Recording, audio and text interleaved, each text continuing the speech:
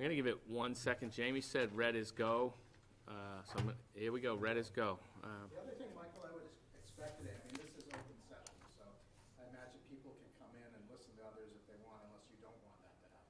I think I'd rather they didn't personally. We call them in. It is a noticed public meeting, though. Yeah, so if anyone makes an issue of it. So just say good morning. We're gonna call the Board of Selectmen's Interview Committee meeting for the Local Planning Committee to order. It is 9 o'clock on April 2nd, 2022. We are gonna start today with Joyce McIntyre.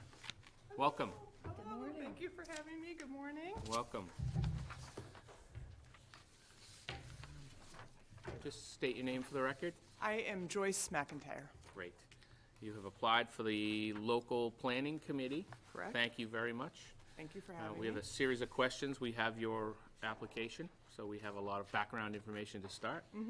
So we have some pre-selected questions that we're going to ask. Sure. And then I would just say, because it's 15-minute time slots, try and be to the point as you can. Yes, Otherwise, I think we'd be here for a couple days. I understood.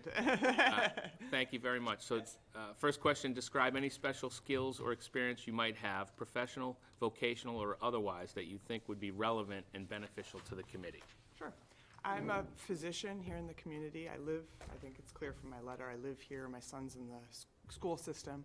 I grew up here, went to high school here. I practice medicine in the community. Also have a practice in Worcester. So I think maybe a unique perspective in terms of long-term planning for the town is health, some of the sort of population equity issues around health and impact that has on the town is unique as a physician who, works at Cape Cod Hospital, who has an office, who is seeing patients from young to old. I think, you asked about professional skills, so I think that's the most sort of applicable.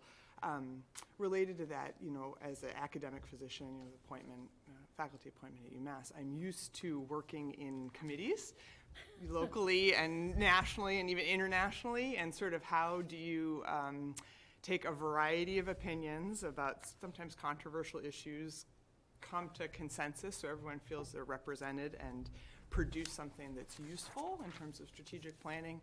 I've done a lot of that professionally. Excellent. I think for the board, I think what we'll do is get through the questions, jot down any questions you may have on statements or any follow-up, and we'll get to that at the end. Sure. Do you foresee any personal or professional ethical conflicts serving on the committee if selected? No, I don't have any. That's also something common in medicine. I do not have any financial disclosures related to the business of the town or any pending business before the town. Excellent. What value do you see the comprehensive land use planning has to the town? I was thinking about this, and I anticipated that question. What an exciting time, really, where the world has changed from, I went back and looked at the planning that had been done in '93 and 2011. Boy, that '93 document was very detailed and very prescient, so to speak, 2011, maybe a little bit less, that's my bias. But in terms of level of detail and things like that. What an exciting time where the world is totally different. We're working differently. All of society has survived, sort of a big thing. And there are some really exciting issues before the town. And I think it's a time to really come together as a community in a very diverse way, incorporate a lot of wisdom and a lot of perspective, and use that going forward in a time of real dynamic change. So I'm bullish on Harwich. I think I really am. I think it's super exciting. I mean, I appreciate all the work you do in the trenches, but very optimistic in terms of the history of the town and where we're going. Great, thank you for that. Describe your ability, citing any examples to compromise and achieve consensus with respect to those who hold opinions different than yours. Sure. I think back to the original sort of point, professionally, I do a lot of that in my professional work. Educationally, I have a role. I have 12 residents. I'm associate program director. We train 12 residents. It's like herding cats. I mean, they have a lot of opinions. And we even sort of around some of their like work hours and work conditions and things like that. And at first, sometimes I'm like, what? No. And then the more I listen and the more I've kept an open mind, often I look back and they're right, and I'm glad I've listened. And then, hey, even personally, I have a 5-year-old, I have a husband. There's a lot of compromise. A lot of compromise going on there. Yeah. Excellent. In your mind, what are the strengths, weaknesses, and weaknesses of Harwich as it sits today? And we're really going to try and keep it towards land use. Sure. But land use for what you may think we'd be using it for. Strengths and weaknesses around land use. I mean, I think a strength is that everyone is aware. I think it's rare that you'd come across someone in the town or knows the town that said that's not an issue. So we're all aware. The weaknesses,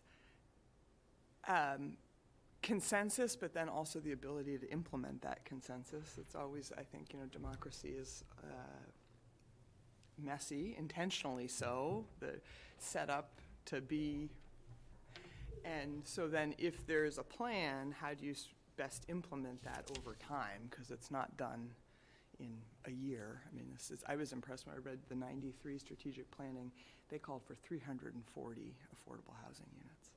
They knew it in 93, they didn't get 340 units. So how to implement that over time, but we keep at it, right? A strength of the town is how much interest there is. I look at everyone who wants to serve on this committee. Isn't that wonderful that there's so many people that care? Absolutely. Don, does that get to the heart of the question? Yeah. Okay. What would you like Harwich to be like in the next 10 years? I think innovative, to specifically around land use, which then results, the unasked question about that is around housing, right? I think, and everything that goes in with that. Innovative, why are we here? We're here for the people, right? We're here for the community and for the actual people. The people are what matters. Related to that is health. Related to that is the environment, right? The environment is a part of that. So all those issues are going into that. Innovation, I have followed, the discussion about density. I get that. It's probably the solution is going to be multifactorial. To be honest, I'm intrigued by some of the individual-centric, like the ADU discussion, whether that is an interesting piece of the puzzle. Obviously, clearly, some housing density is going to be part of it. I would be curious to learn more about the discussion of, our 1-acre parcels versus more density and more open space. I would really like to learn more about that. I'd also love the community to learn, or the committee to learn more kind of the best data. A lot of work, has been done about high-density housing, from the 40s on. So, and what are the strengths of that, and what are the weaknesses? So, innovating kind of, I think, in a multifactorial way. I don't think it's going to be one solution, but I'd like Harwich to be known for being creative and also self-determined. Very, I think there's a long history of that, the Cape is always changing, and that's part of it, ecologically and geographically and everything. And to have that be very Harwich-centric as opposed, and very applicable to Harwich, I think would be a dream. Thank you. We have time for follow-ups, questions from the board. Don, anything? No, those were the two questions I wanted to ask. Mary? Thank you. I just have one. Sure. I think you're a great candidate. Where are you possibly going to find the time? If you want something done, typically you ask a busy person, right? Okay.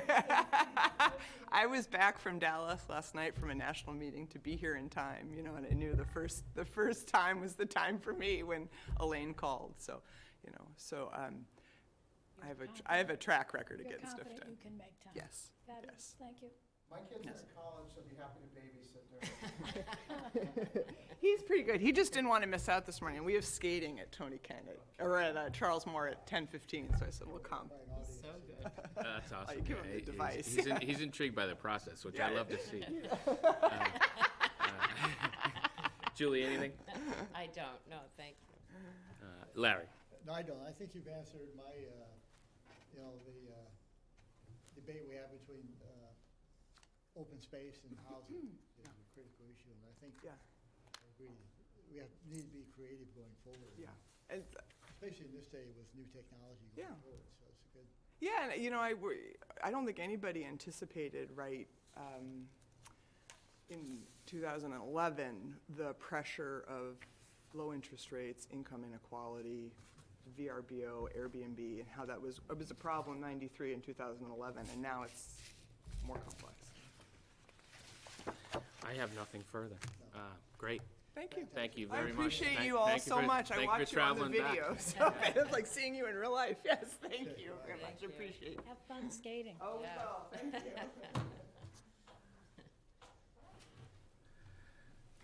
Anything any board member wants to see change as it just went? Nope, I thought that went well. That was my question, time. Yeah, it's like, how is she gonna do this? You're ahead of schedule already. Yeah, Right, yeah. Are you complaining?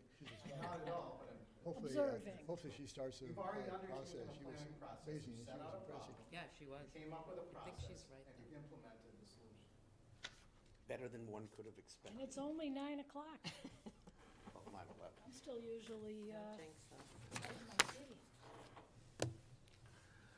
Yeah, that was my That's what I'm epic doing right fail now. this morning. I didn't get milk for John's tea. I didn't drink milk, and so it was gone so long, I threw it out, it was bad, and I meant to get milk. I have no complaints yet. Bring in people, I mean, Yeah, if they're here, yeah, I would say, Let's stay ahead. My grandmother's tea was a fistful going into a pot, and until the tea itself walked out of the pot, Oh, yeah. it was still steeping. I did feel bad that we had no milk. I'm like, sorry, dude. That was a heresy to her. Yeah, it was not, he was not happy. People used to think she was drinking coffee. Oh, yeah. Tea all day on that.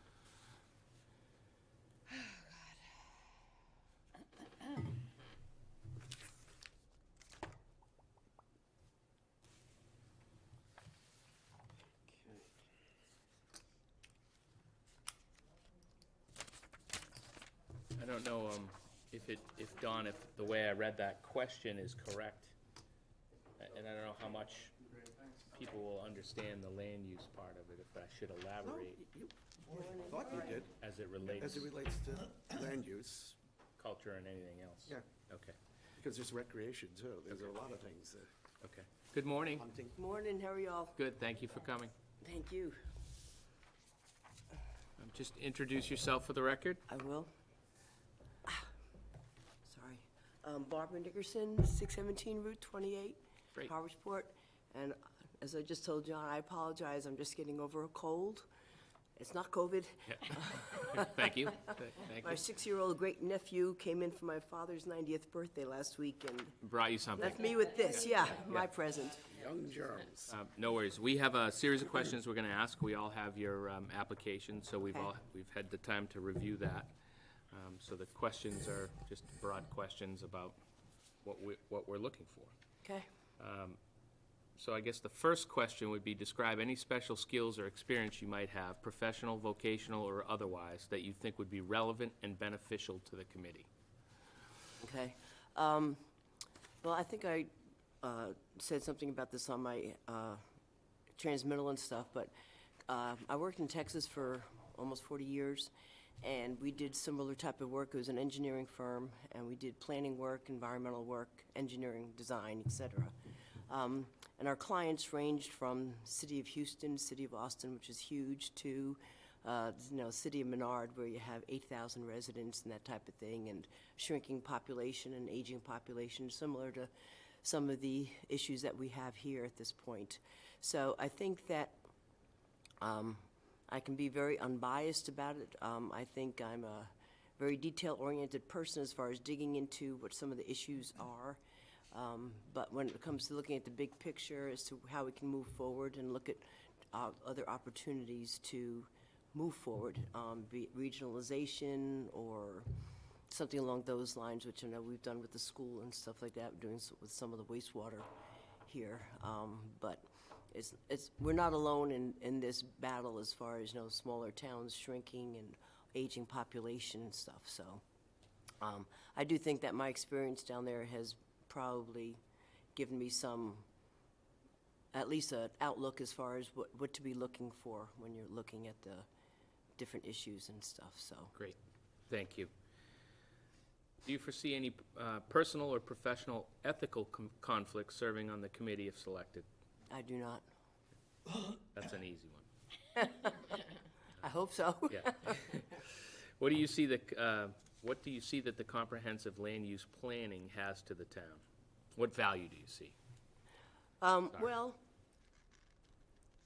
every town needs, you need to have a roadmap as to where you're going.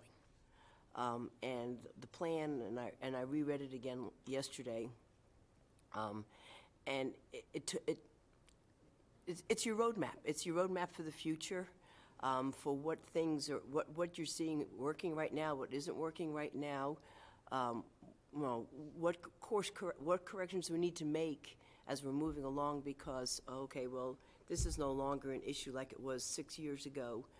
How do we address that? What do we need to do about that? Like one of the things y'all did last time was you did with the school system.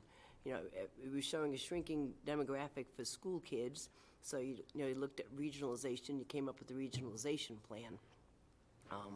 So the plan, it's a live document, and it should be a live document because you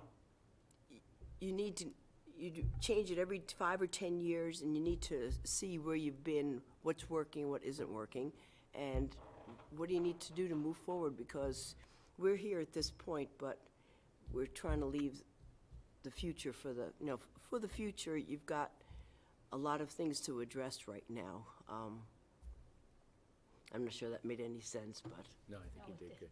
Yes, thank you.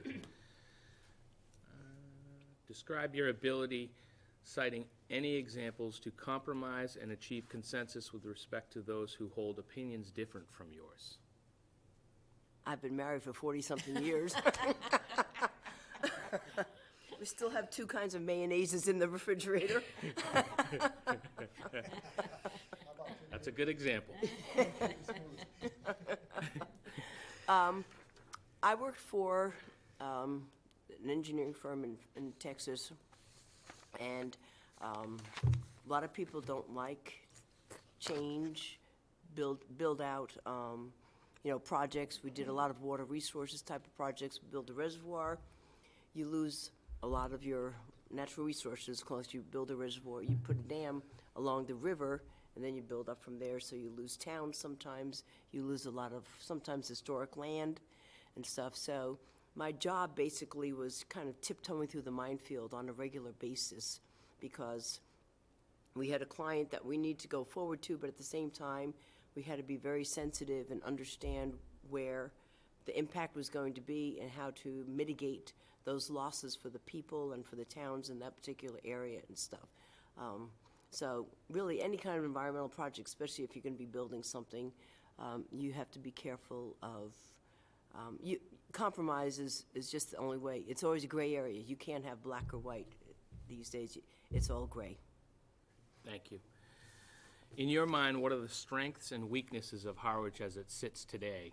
And these questions really are related to land use. I think some of the strengths that we have here are obviously our waterways. I think the HCT and the town have done a great job working together and partnering for preserving open space for people to use. I think my opinion is that we've got an issue to deal with affordable housing, which is no news to any of you none of y'all. But at the same time, we need to be sensitive to what we have and not just assume we have to hit build out. I mean, that shouldn't necessarily be the goal for for moving forward. I think you're talking about maybe making some changes to the zoning regulations to allow some cluster housing or ADUs and that type of thing, so that should be considered. And I think the biggest issue right now is housing, period, because the houses have gone just crazy. It's just, I don't know where the average person is going to live anymore on the Cape. I mean, I think, everybody says, well, we don't want to be like Nantucket. Is my opinion, we are there. We're there right now. The only advantage we have is that they can still drive a car across the bridge versus taking a ferry, but it's kind of scary. What would you like Harwich to be like in the next 10 years, also related to land use? That could be cultural stuff or anything else, so it's a little broader than the first question, but. Right.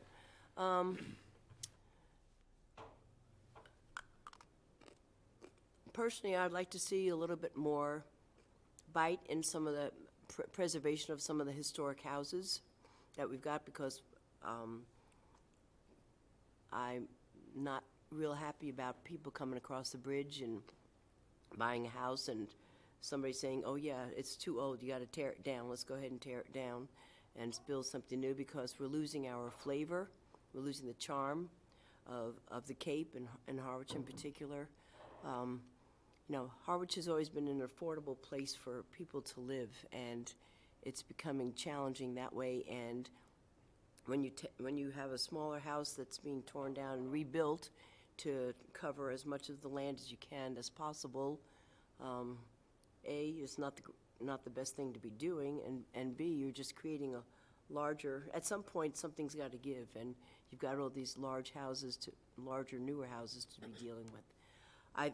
Like I said before, I think the waterways is a huge success here, and a lot of the private-public partnerships that you do with the HCT and others for open space for people to be utilizing and that type of thing, I think is beneficial also. I think we have some nice little Harwich Center is undergoing some changes there, and Harwich Port's undergoing some changes. East Harwich, I don't think has come into its own just yet as far as a little village. Hopefully that'll come forward also. And West Harwich, I'm hopeful that there's going to be a little bit more emphasis on that with the Captain's Row and stuff and that area there to help bolster that village aspect of it also. Great, thank you. Follow-up questions from the board, Don? Oh, Mary? No, I'm all set. Thank you very much. Julie? None, thank you. Larry? Well, I can't resist.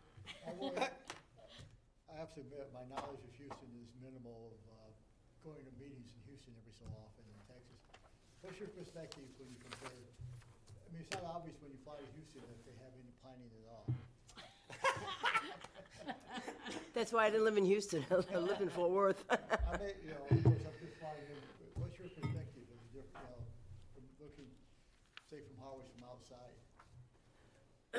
Houston's a very strange animal. Houston doesn't have zoning, which I don't know if y'all knew that or not, but you could have your beautiful 4,000 or 5,000 square foot house, and you could have a dump next to you, or you could have a high rise next to you. Houston it is a strange beast. It's large. It's sprawling. Texas was a wonderful place to live, and I wouldn't change it for the world. I loved my 40 years down there. But the reality is it was time to come back to a smaller location. And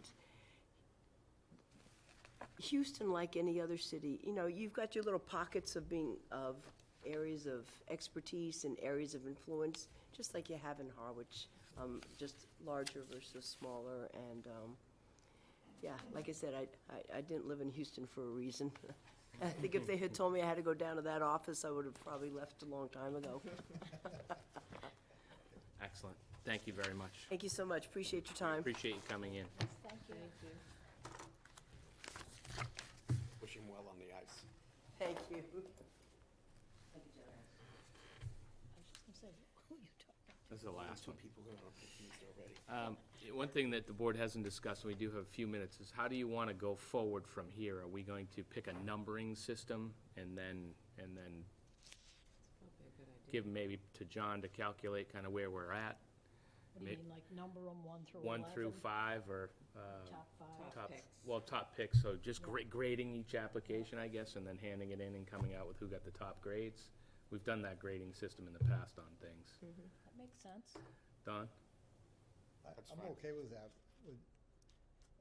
How about just strong, medium, or something like that? Do we need a? John, any Is there any any chance- input? Might want to just, after you've heard all the interviews, reflect on what you've heard. And, I presume you're taking notes and things like that. Yeah. I never really like to use quantitative, it's hard to rate people quantitatively. I'd almost think the thing to do here, because you have such high-quality candidates, is think your goal is to get 11. To think of, having your top 11, but it doesn't make any sense to have 1 through 11. Once you have 11, you have 11. Right. Don? And that was kind of where I was going. I'm not sure that I want to go full out like we did with the selection for the town administrator, but I was kind of holding out some hope that the strongest person in each of our minds would be the first 5, and then the next 6 could be graded out in any way that the rest of us, because, I'm just a little afraid that you're going to wind up with the same candidates over and over, because you kind of get blended with the weighting system. Okay, so we'll do general conversation to start. Pick the ones we're not going to disagree on, and then conversate on the rest. That sound okay? Yeah. What I was really advocating is for each of us to have like one candidate that they felt like was the best, and then the other 6 could come from whatever process. Which is fine with me, yeah. I'd Yeah. almost, Yeah, I'm selfish. I I'm- don't want to do that. The one that I think is the best, the other 4 of you might think is absolutely worse. I don't want to do But that. that's the whole point of having 11 people on a committee, is to have all kinds of discussion. All right, so why don't we agree to have a conversation afterwards? Yeah. And then we'll agree to pick the process that we're going to take. I wondered even if at each break, it would be worth, while they're really fresh in our brains, what'd you think of those 5? Who do you think, kind of like American Idol, who moves on to Hollywood? I'm okay with, we'll debate it, but I'm okay with just the general conversation, and then maybe the 5 of us will agree on 5, and then we'll debate the rest. But I do agree with you, Don.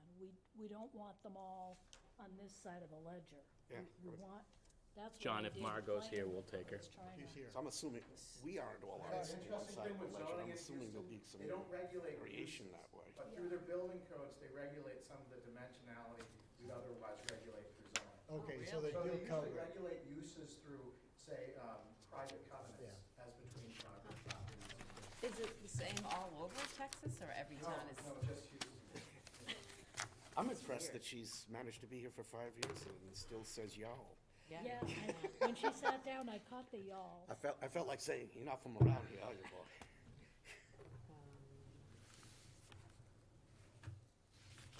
Good morning, Margot. Good morning, Margot. Morning. Want me up here? Yes. Nowhere we shout for help. Thank you for coming today. Okay, Just state your name for the record. Margot Fenn. Great. Margot, we have a series of 7 questions that we're going to ask. Okay. We're asking the same 7 questions, and then, as time allows, the board may ask a follow-up question at the end. Okay. Given that you only have 15 minutes, try and keep your answers as brief as you can, but Okay. obviously represent yourself. First question, describe any special skills or experience you might have, professional, vocational, or otherwise, that you think would be relevant and beneficial to the committee. Okay. Well, planning is my profession. I've had more years than I want to count doing it, and the last 35 or more here right on the Cape. I moved to the Cape first to be the first director of planning in the town of Chatham. And I worked in Chatham for 4 years. And then just at that point was when the Cape Cod Commission was formed in 1990. And I was hired to be the chief planner at the Cape Cod Commission when the agency got up and running. So I had 17 years at the commission, starting as the chief planner, becoming deputy director, and ultimately the executive director there. Worked a lot with the town of Harwich, including with Don when he was on the planning board, on a number of projects, including the creation of the District of Critical Planning Concern in the Six Ponds area.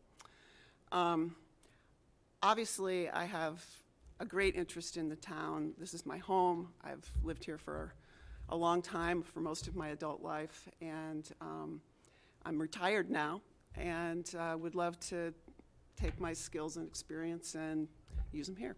Great. Do you foresee any personal or professional ethical conflicts serving on the committee if selected? Not that I can think of, no. I'm not working. I sit on the Real Estate and Open Space Committee, and I'd like to continue with that because it's something near and dear to my heart. But no, I don't see any conflicts. Thank you. What value do you see that the comprehensive land use planning has to the town? Well, the town's facing a lot of challenges now, and it's really, you know, in all the years that I've lived on the Cape, the challenges really haven't changed. You know, they all relate to growth and development, and how do you do that in a way that protects what's special about the place, but also allows for new opportunities for people. So, you know, I feel like this is a time when particularly now what's happened with affordable housing, we've got this what people think of as being a conflict between open space protection and the need for more housing, and really planning is the solution to that. Coming up with goals and policies that allow you to put the new growth in a place where there are services available to support it, and then thinking about how do you you know, protect some of the sensitive areas so that they remain protected. So you know, comprehensive planning is and should be the basis for all of the land use regulations in town, and I assume that this is the first step in creating a vision and a set of policies for where we want to go, and then you have to follow up and make sure that your regulations are actually consistent with that. Thank you. Describe your ability, citing any examples, to compromise and achieve consensus with respect to those who hold opinions different from yours.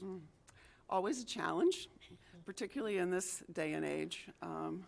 It seems like we're in a more contentious world than ever. Listening is probably the most important skill to have when you're working in a group and trying to understand other people's points of view, and having a sense of humor, and just basically being respectful of other people.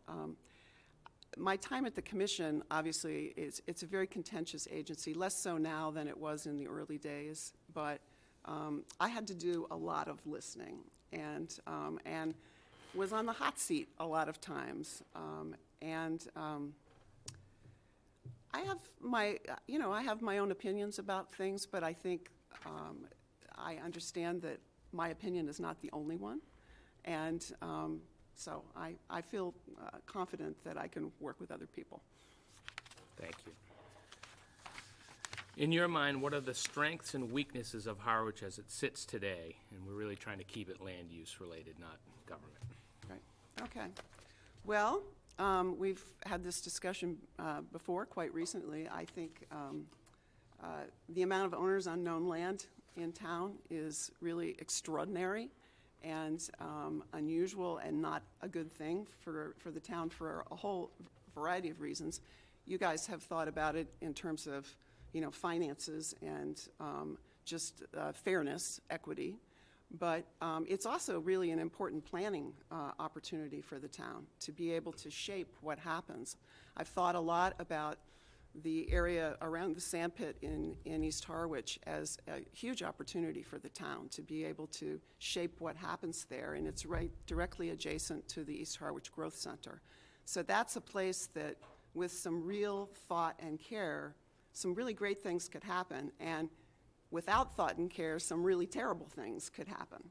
So, you know, that's a place I think we need to really think long and hard about. The big challenge is putting the services and making them adequate to support the amount of growth you want, and to think about the amount of growth you want. It's not, you know, you can shape a lot with your land use regulations in terms of what the future of the town will be. Protecting the best of what we have and trying to fix some of the mistakes that we've made in the past, you know, that's, I think, a big part of what we need to do. Great. And then lastly, what would you like Harwich to be like in the next 10 years? Also related to land use. Well, I'd like to see our water quality improving because we've spent the better part of 40 years making it worse, and it's time to be moving back in the right direction on that. I'd love to see our open space resources protected and our trails and recreational opportunities improved. I want to see some real opportunities for affordable housing, and that's something that the market is not going to take care of. It's going to require the town and nonprofit organizations in partnership to really do something about that, because with all of the outside pressure that there is on our real estate market, no matter how much housing you create, it's going to be snapped up by people from other places that would love to own real estate on Cape Cod. So there needs to be a concerted effort here to create a supply that's permanently protected and that local people can have, because it is a really serious problem, not just for the people who are facing it, but for the town as a whole, in terms of our demographic makeup, our economy, our labor market, all of those things. Thank you. Follow-up from the board, Don? I'm good, thanks. Mary? I'm all set, thank you. Julie? I'm all set. I have such an extensive background. Larry? Thanks. Yeah, I know, we all know you, Mark, you've done so much work around. Sorry to tell. You raised an interesting point, though, about inability of private,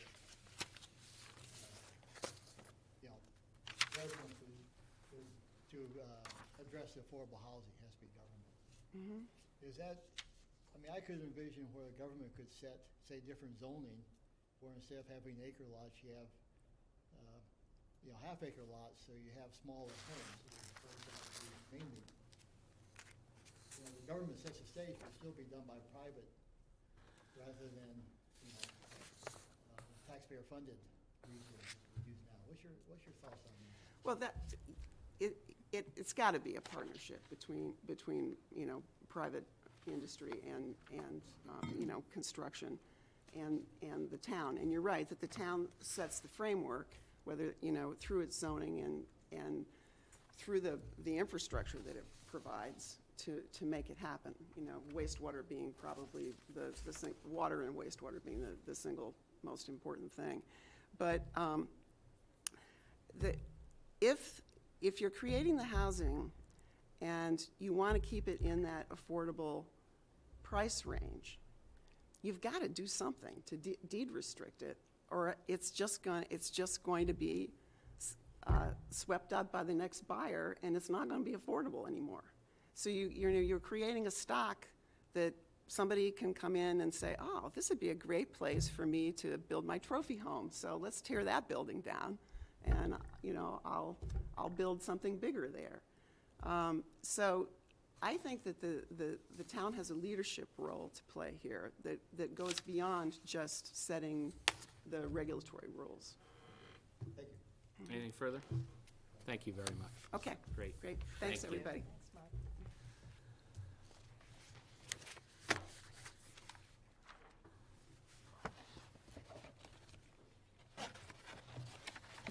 We're still on time. 5 minutes ahead. I see someone else walking in though, too. Yeah, if he's here, I'd just soon get ahead, and then we can maybe have a more general conversation about what we've done so far. Jeff didn't give us much on paper, so he's gonna have to give us a little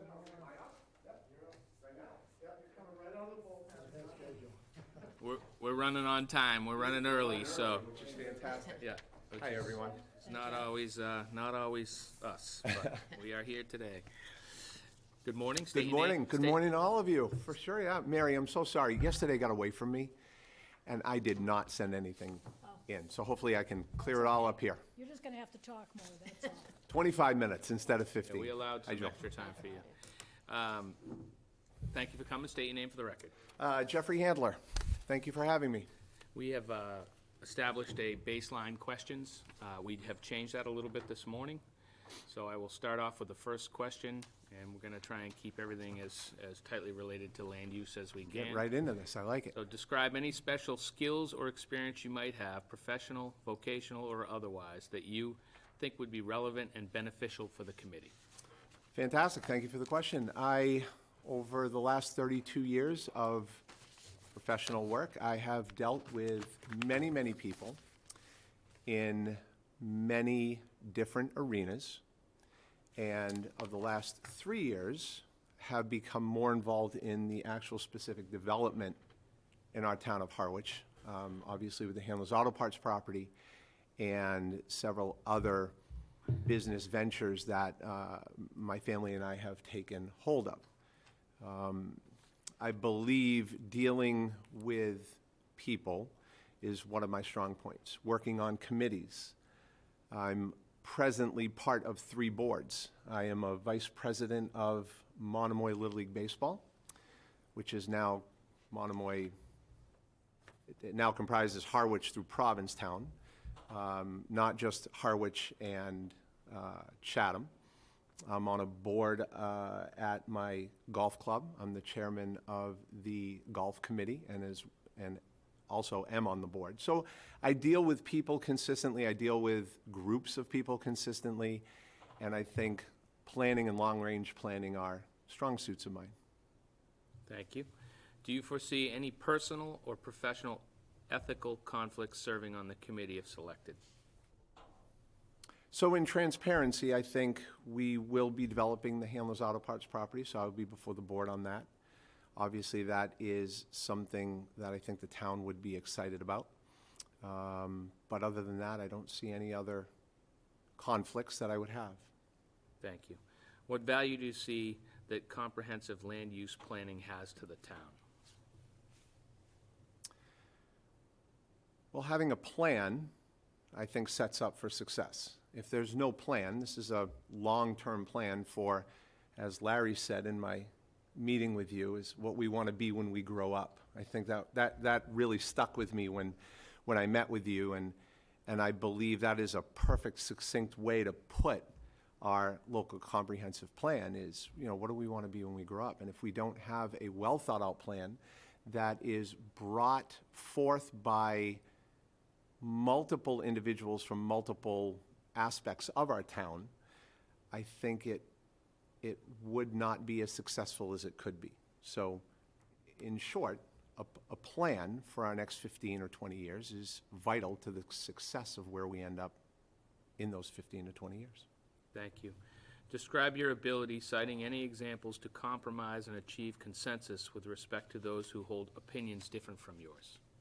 Well, I seem to be doing it all the time with respect to the 3 boards I sit on, and I actually enjoy it. I think that's vital to, again, the success of any committee, is having people who have differences of opinion, differences of vision, and I think it's really important that as long as everybody on the committee has the same common goal of being able to work together, it can be a very powerful experience.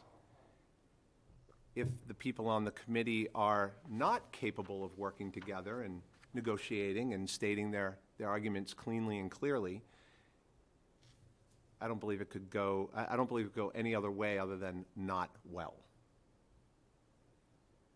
In your mind, what are the strengths and weaknesses of Harwich as it sits today, and again, more related to land use than? Sure. Zoning, I think, is our primary weakness. I think when we switched to the 1 acre zoning, that we didn't quite understand exactly what that was going to do down the road. And I would be in support of taking a good, hard, strong look at our zoning to potentially take care of the issues that we have surrounding housing, workforce, and affordable.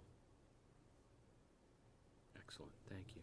What would you like Harwich to be like in the next 10 years, also related to land use, and that could be a little more broad into cultural and other Sure. things? I did take a walk through the cultural center the other day, and I thought, why haven't I been here sooner than 2 days ago? I think that's fantastic. I think we need to take a good, hard look at the cultural center and how we can create a plan for that. As far as the longevity and the success of our town, we need to make it all-encompassing for the people who want to stay here, live here, work here, raise a family here. The reason it's pretty interesting to me why our Little League board had to switch from Harwich and Chatham to bringing in Nauset and Brewster and Orleans and all the way through Provincetown, is because our kids' numbers are going down. And we're seeing it now at the Little League level, where we can't field teams.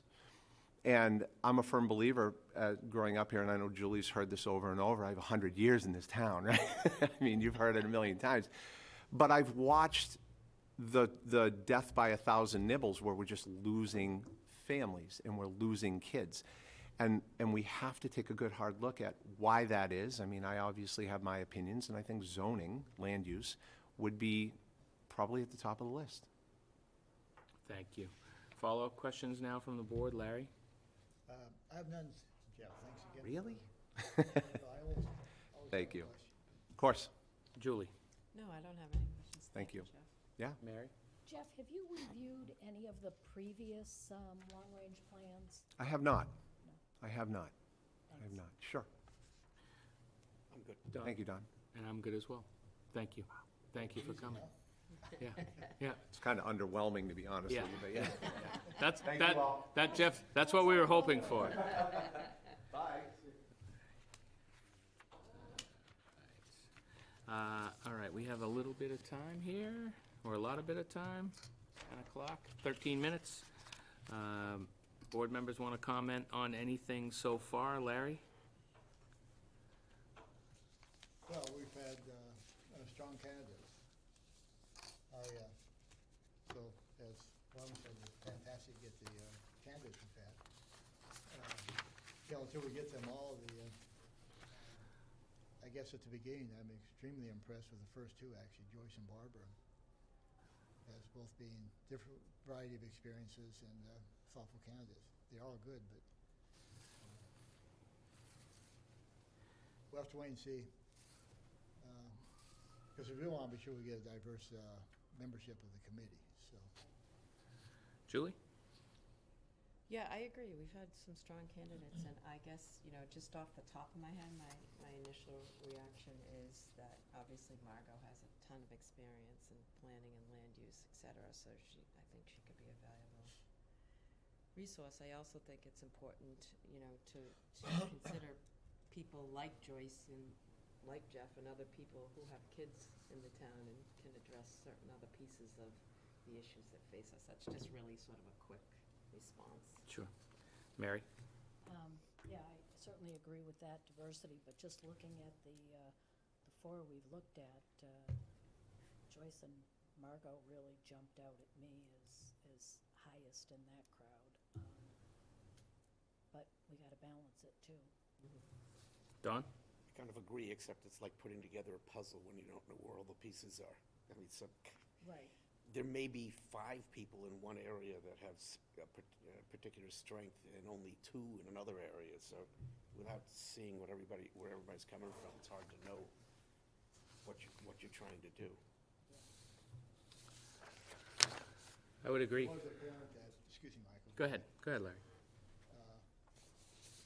I think I'm gratified, I'm sure we are, that they're certainly aware of the issues they have in Harwich, balance of open space and affordable housing. You know,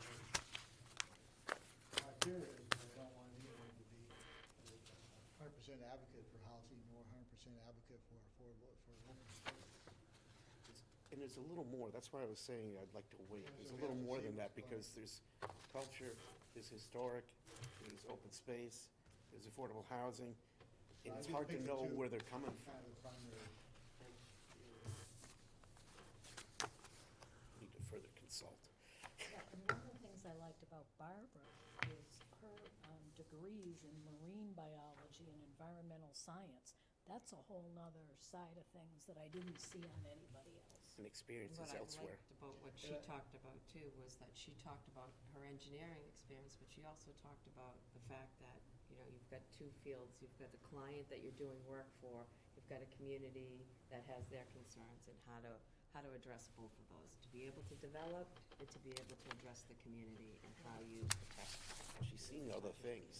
Right, yeah, no, I think it was She's great. been from somewhere else. That's, you know, you don't want everybody from I somewhere. want Yeah, some and in locals. that, you know, a Some different people that can background, think big. engineering versus planning, I mean, they all go together, right? So, yeah, I think they were all good candidates. Yeah. Okay, so this isn't getting easier. I know, we got 18, we gotta go to 11, so. Too early in the game for me to make a judgment. Yeah, This it's is really a hard. good time for a bathroom break. Yep. All of them were impressive to me for different reasons. And, you know, Don's absolutely right. The land use space, you know, includes things like historic that haven't been discussed. But it tells you something that people who have come in, who've discussed land use, have hit on open space, have hit on housing. The other really interesting, I think, the perspective of housing is you haven't heard one unitary perspective. They've all approached housing in different ways, different perspectives. I think that's really valuable because you're not going to get the answer from one person. I mean, I think in one sense it's great to ask about strengths and weaknesses, but it's almost like you have to get on the committee and start doing the work to determine that. So it's a little bit like kind of, I guess you'd say the analogy of pulling up a ladder. You have to kind of know a little bit about those things before you can talk about it, and then you approach a new stage. No, it's so I've true. been impressed with everybody. Yeah. I told you it's But gonna you be can also difficult. press It's gonna that be really point. hard. You can also press that point to see if there's any fixed bias. Excuse me. Good morning, David. Hi, David. Have I ever been here? I don't know, in the audience, you mean? As soon as Mary gets back, we'll get started. Okay. We're running ahead of schedule, which we like. I had a feeling you might be. I also hope you don't have to go as late in the afternoon as you might have. I thought it was fascinating that before we leave, we're taking a break. What? Oh. Does that mean we have to stay here for 15 more minutes? Just hang Nobody's out? Go leaving. for it, you know. Move to adjourn. Anybody who doesn't agree, stay here.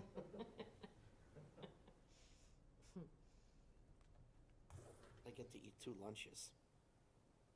2 lunches. 2 lunches and a break before we leave. I think that was on account of, you know, Elaine did yeoman's work here putting this together, and it was some of the programs she used to, you had to put things together in half an hour increments, she couldn't just put in the full hour. She did a great job, because it's much more difficult than you'd think, working on those logistics. Oh, yeah. Yeah, absolutely. And normally we go we go over a lot more than we go under. Yes. So in other words, take the over. All right, David, come on up. You're here, we're here, we may as well start. So just state your name for the record. David Spitz. Great, thank you for coming this morning, David. We have some questions that we've pre-set up, so we'll dive right into the question. After that, the board will ask follow-up questions. Describe any special skills or experience you might have, professional, vocational, or otherwise, that you think would be relevant and beneficial to the committee. I'm trained in local planning. I have a degree in urban and regional planning. My experience mostly in the public sector, but also as a consultant and as a horror developer, lasted over 40 years. mostly in Vermont, the last 7 years here. So I have an extensive knowledge of local government, of local planning, comprehensive plans, and implementation documents. Thank you. Do you foresee any personal or professional ethical conflicts serving on the committee if selected? I see no such conflicts. What value do you see that comprehensive land use planning has to the town?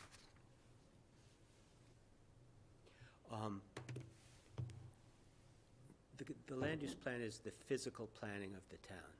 It's what the town looks like. A lot of the town is already determined.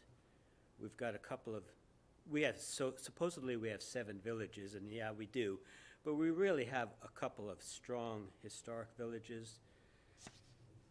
We have something in West Harwich I really don't know exactly how to characterize. North Harwich is historic. And East Harwich sure caused me a lot of problems. But East Harwich is a much more modern place. So we have a combination of all those things. And land use planning has to recognize what's already here and where we want to go.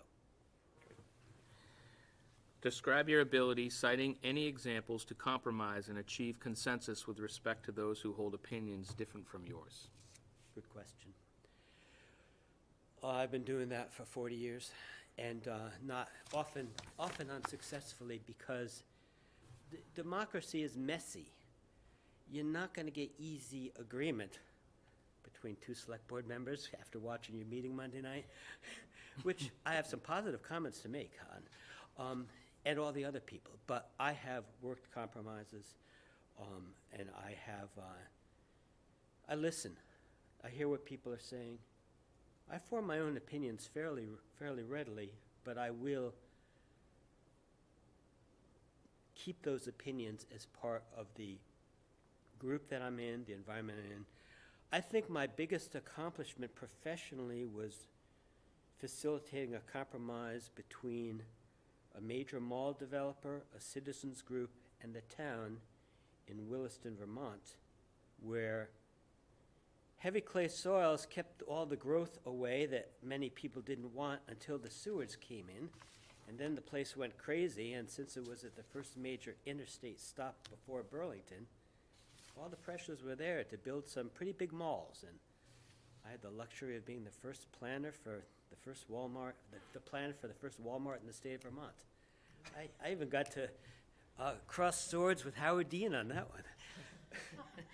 Boy, do I have a lot of experience. But I guess I should get back to the question. But we were able to facilitate an agreement for a land use plan that allowed some major commercial with a town green and buildings around the green, and to get all sides together on something like that. Great. And I'm going to overstate. One of the keys is what a comprehensive plan is all about. In that agreement, we established the principles first.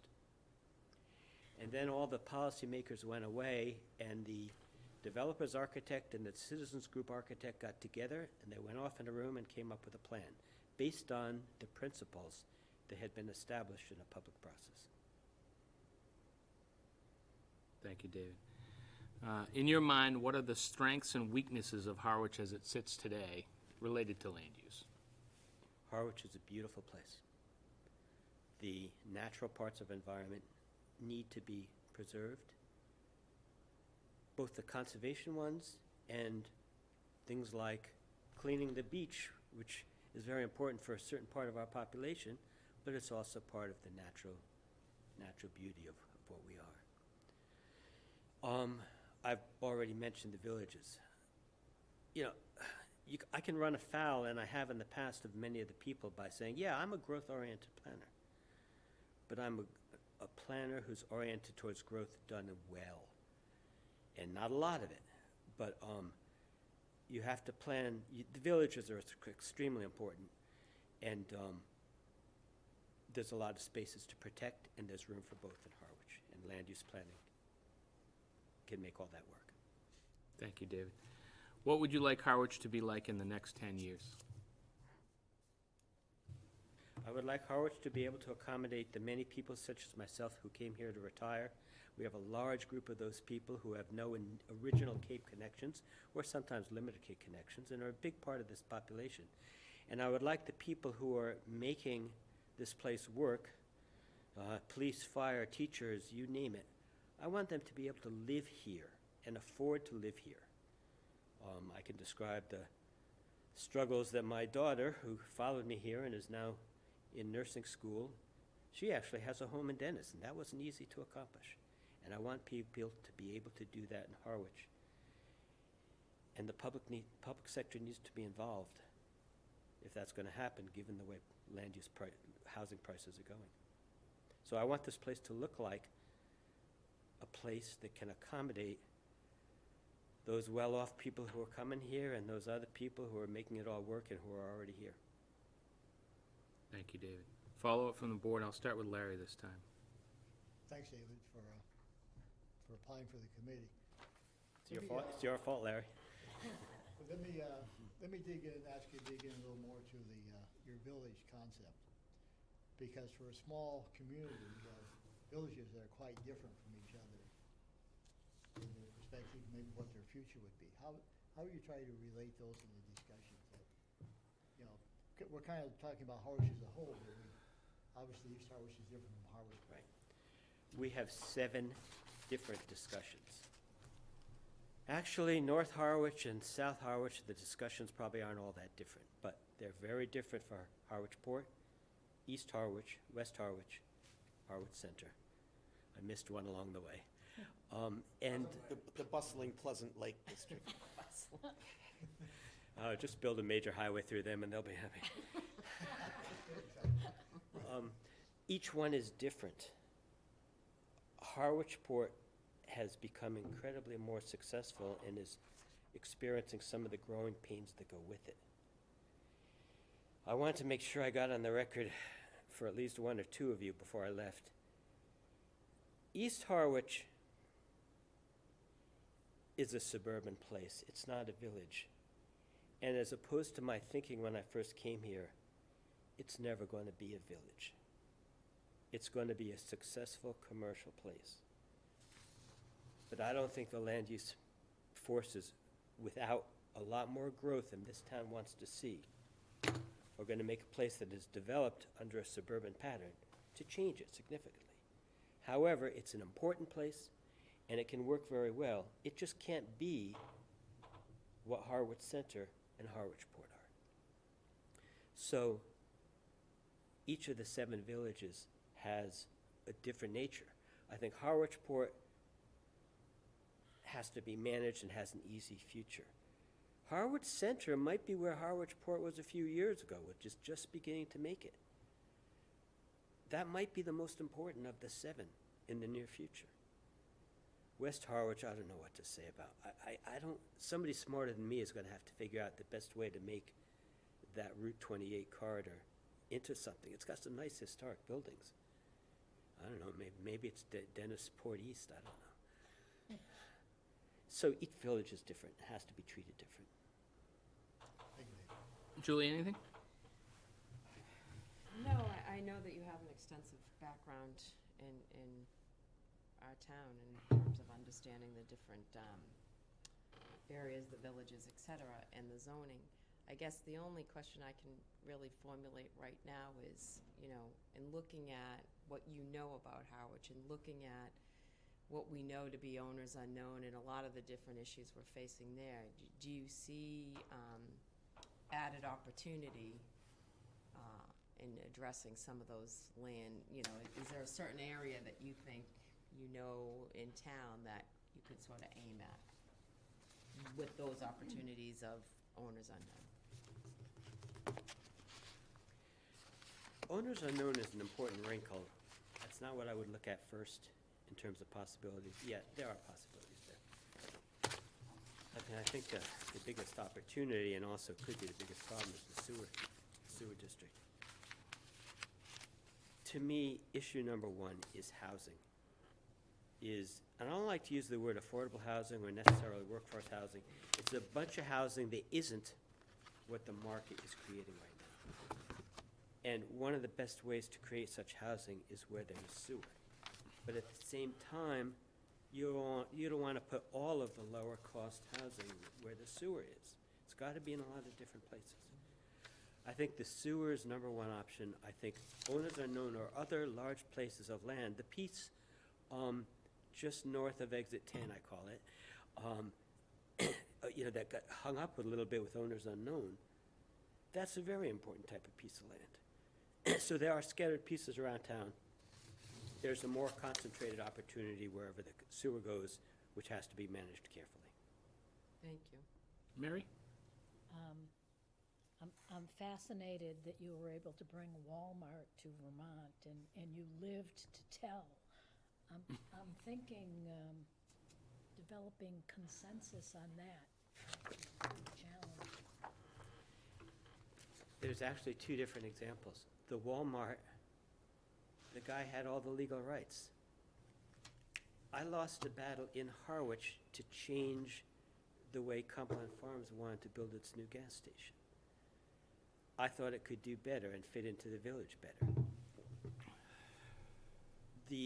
Ultimately, after spending some of the town's money, it proved that the court said that he had the rights. He didn't need to compromise. He had the rights to be approved, and he was. Same was the case for Walmart. The mall developer lost in court. He had a reason to come to the table. The citizens group wanted to look like it didn't oppose absolutely everything.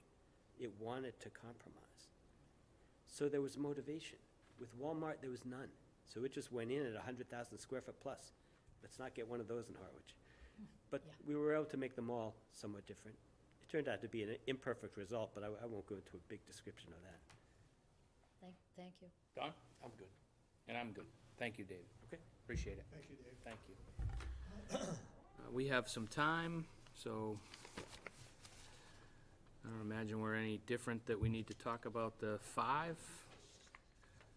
So we are reconvening at 10:45 with James Nickman. And I would say as soon as he comes, We might be able to do 10:30 if he gets yeah, here. if he comes, we will call him as soon as he comes. But take a break. Cameras are on for the day, so Sweet. red is.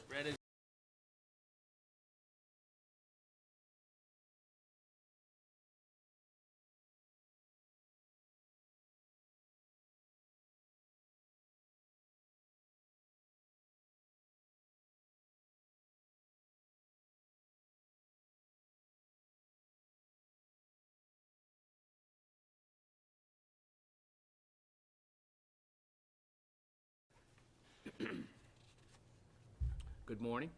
Good morning. Thank you for coming. Could you just state your name for the record? Sure, I'm Jim Nickman. Excellent. Welcome. Thank you. We have some pre-formed questions we'll ask you, and at the end, the board will follow up if they have any follow-up. Sounds good. We all have your resume or application in front of us. So first question would be, describe any special skills or experience you might have, professional, vocational, or otherwise, that you think would be relevant and beneficial to the committee. Sure. My background, my training is in public policy and economics. I have a PhD from the University of Pennsylvania there, and I spent a lot of my career teaching at New York University in the School of Public Service. So a lot of what we trained students to be is work in community governments like this, state level, federal level, and so I sort of have worked a lot on advisory committees with various levels of government, as from my experience as a professor, and my specialty mostly has been healthcare related, broadly defined. That's sort of been it. So that's sort of one part of it. And then I was on various boards. Probably most relevant is I was chairman of the board of the Robert Wood Johnson Health System in New Brunswick, New Jersey, and we were a big player in this city of New Brunswick, which was pretty down when I first got there, and there was a lot of interest in renewing that. And so the hospital played a big part in figuring out how to develop that town, how to get it back together. And I was very active involved in that. So those are the type of things I've done that I think are relevant. Excellent, thank you. Do you foresee any personal or professional ethical conflicts serving on the committee if selected? No, not at all. Okay. I guess I should note that I'm president of the Friends of the Harwich Council on Aging, but I don't see myself as a one-issue person as much as I think seniors are a really important part of our community. Thank you. What value do you see that comprehensive land use planning has to the town? Oh, lots. I mean, it's interesting. A town like this is really complicated. Even though it's small, it's complicated. And I've seen that all through my career. And I think we have so many things that we're trying to do as a town to make it a great place to live and to be. And so there are all these trade-offs, I think, between addressing affordable housing, which seems like a crucial issue to keep people here. I watched a podcast recently of where almost all the workers who work on Martha's Vineyard come over on a boat every day. And I don't think we should live in a town where people are coming from off Cape or whatever to work here. So affordable housing, dealing with seniors, dealing with land use and those complex issues of how do we want to use it, how do we want to preserve it. All those types of things are key. And then I think, the whole notion of thinking about the needs of children, needs of families, needs of seniors, how you put all that together. And then finally, the job that the government does, I find amazing, but there's always so many more things you can do that you'd like to do, and there's just a certain amount of resources to do it. So making those hard choices of where you put your money is an important goal, and I think you have to have a plan going forward to figure out how to do that. Excellent, thank you. Describe your ability citing any examples to compromise and achieve consensus with respect to those who hold opinions different from yours. Well, I feel like I've spent a good part of my life on committees, sort of just the way it works, whether it's a faculty committee or whether it was a city or state or federal committee I was on. And I think you just have to, you have to decide that you're not going to get everything you think is right. You need to sort of listen to others, make trade-offs, and work together collaboratively. I think there has to be a sense of trust and that you respect each other's views. And as I said in my letter, I think I got good marks as sort of being a good player on committees. I sort of could argue my point, but also try and get us to some resolution. So I believe it or not, I enjoy it. Thank you. Next is, in your mind, what are the strengths and weaknesses of Harwich as it sits today? And this really is related to land use. Right. I think Harwich is just a great town. I've owned a house here since 1978. I've been spending more and more time as I've retired up here. And I think it's a great town, and it has so much going for it. It's sort of, it's laid out in a spacious way in some ways, and it's has such assets with our water and our beautiful land and trails and all the things that we have. So I think those are really good. I mean, to me, the challenges, again, I guess I stated them in some ways, but I think that dealing with the issue of affordable housing for people who work, and I have people help me on my house, and it's always so hard to see what they have to do. And then I do think the number of seniors are going to really jump at us. We probably have 800 people right now who are 85 years or older living in town. It's going to be 1,600, in 10 years from now when all of us are 85, or at least I'm 85. And that's a concern of how do we make their lives as productive and as good as possible. So all those things are right. And I think the whole land use stuff is, I sort of am a real friend of the Harwich Conservation Trust, and I just watch how they struggle of saying how do you prioritize what should be kept undeveloped and what should be developed, and getting at that. I personally have, I live down by on Old Wharf Road near Red River Beach, and you might not even know it, but there's there's a 16-acre, I guess, bog that surrounds my house, and two different neighbors owned each owned half. And I heard that one of them was going to sell it and it was going to get developed. I wasn't sure it could be developed. I still don't think it can be developed. But I sort of purchased that just because I didn't want to see it go in the wrong direction and stuff. So I've been really watching the whole land use stuff. I'm a big proponent of worrying about global warming and thinking about how do we get more other forms of energy, and yet that's really complicated too. Every time I think about solar panels and stuff, it's just not simple, and I think all those things are what we need to work on. Thank you. Follow-up questions from the board? Is that the 10 years question? No, that was not. One more question for you before we get to follow-up. Sure. Mary's supposed to kick me, but she didn't. What would you like Harwich to be like in the next 10 years, also related to land use? Well, in terms of land use, specifically on land use. That's really what the target of this is, Right. land use, but this could be a little broader as far as cultural or anything else Sure. you see on the land. Well, I'd like us to figure out where we can build affordable housing and sort of realize that there's trade-offs and that, I think most of us who live here would like to see nothing else happen here, in terms of it seems pretty good the way it is, and you worry about it getting too developed. But there is a lot of land here, and so I think figuring out affordable housing and making affordable housing look nice, be a great part of the community is a major thing. And I've seen it in other places. I was in Chapel Hill, North Carolina, and they have these communities where there's small houses very close together, but they're beautiful. They're set up in ways that create a communal sense, have a playground, things like that. So I think it's doable. I think you could merge housing for young families with senior housing too, and I think it's a better blend. I think when you have seniors living near non-seniors, they help each other, and there might even be a way of seniors supporting part of the costs of housing for non-seniors who help them, and so there are all sorts of ideas out there. But and then I guess I hope we do continue to protect the land that is fragile. I think we have the whole wastewater issue, and developing more sewage is important, I think. And I know, and then making sure that the land we do develop, we do it in a way that is attractive, doesn't undo the sense of specialness about our town the way it is now. So, Thank you.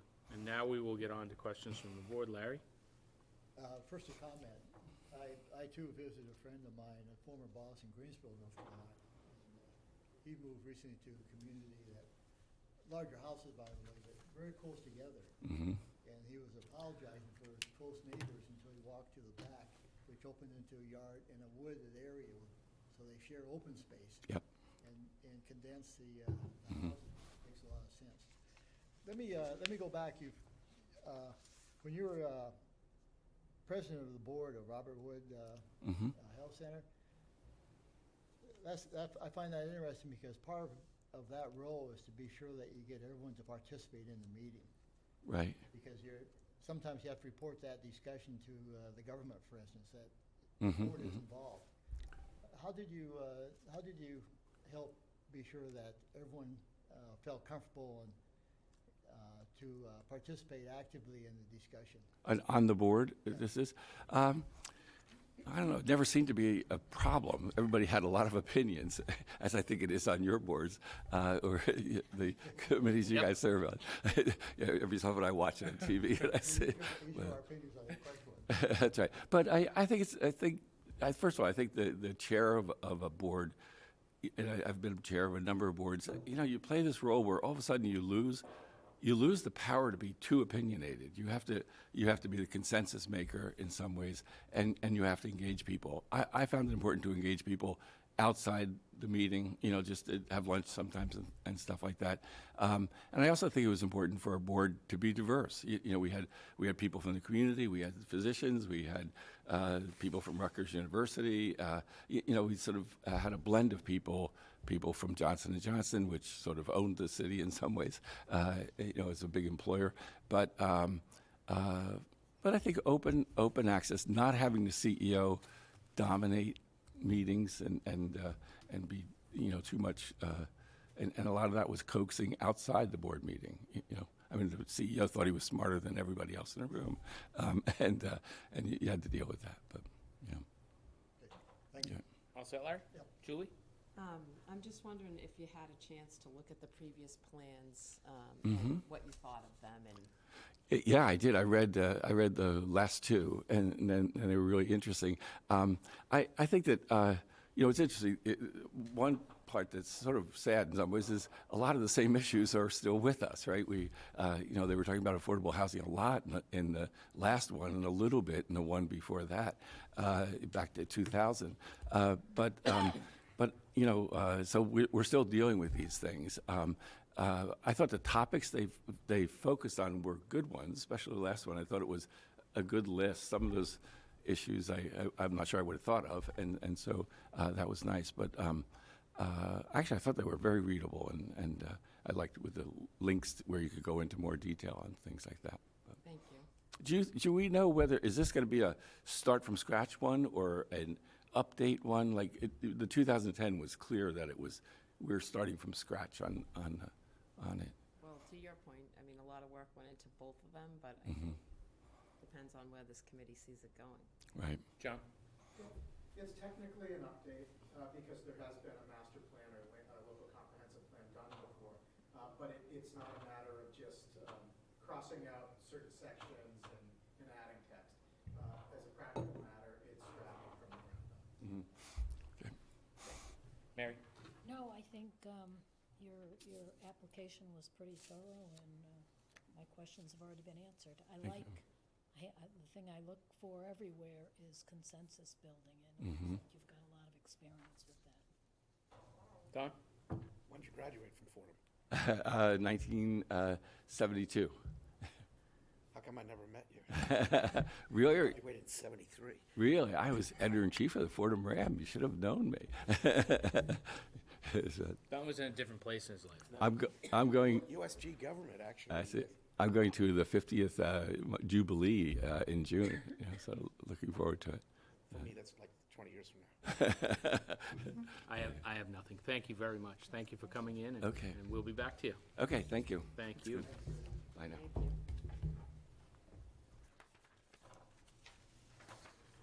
you. That was a surprise to see. That was a surprise to see. Yeah. Seriously. I went to school with Sarah. I know, They they're really really are. There's some great applicants. I'm hoping we find a couple that car are and come up pretty here. easy outliers. Yeah. If only, with all the challenges of the quorums on our boards, it was this. But I think it resonates with people to plan long. Yeah. If maybe people could see that serving on a board has that same sort of, I think, reward and value. Yeah, no kidding. So what do we do, John, to make sure this, when all is said and done, that this isn't a plan that goes back up on the shelf? What do we have to do? Focus on the implementation items. Usually when plans are drafted, there's so much focus on that language in the plan, describe what you have, that there's kind of, the focus should really be on, okay, we established the policies, what are we gonna do with them? So would that be part of the plan? Have Yes. them put down how we implement this is A, B, C? Yeah, when you and Don can speak to this too because he's been involved in this. What you want to do is establish your goals and policies and equally establish the action items and implementation items. And that's why I've mentioned this board too when we were originally talking about this, that you might want to keep this committee together for implementation. You want to ensure that just like with your capital plan you have townwide, that you almost have like a budgeting for those implementation and action items in your local comprehensive plan, which also will carry over to some of like your capital budgeting Okay. and such. Yeah, we just want to keep that in mind. And you need Thank you. division about it because Need what? you need division about it while you're planning because there's a law of unanticipated consequences sometimes where like the Lowe's and Dennis, nobody actually knew they were voting for a big box store when their comprehensive plan came out, but they pointed out that there was a paragraph. that talked about that. So you pretty much have to have, okay, how can this be used and why in your mind as you're doing it? Because if it's done right, Fontaine was the direct result of the 2000 plan. We said there's a highway and we want Yeah, yeah. white collar work.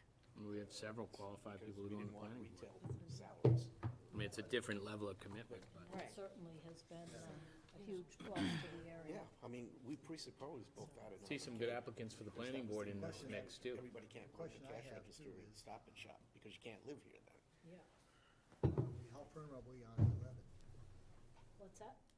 How firm are we on 11? Oh, It's For up what? to you. Right. It's an ad hoc committee, We it's have not a really, charter committee. In some ways, if we get really strong candidates, I'm not sure we want to Oh, you mean that, I thought you meant that. oh. You Be out mean by 11 11. people. Yeah. How many I don't becomes, care. how many becomes too many? well, I don't know about that, but in some ways, if we get really strong candidates and they bring in better participation from the community, They could break up into subcommittees I if think you that's did that. worthy of discussion if we continue these candidates. What's your thought on that, John?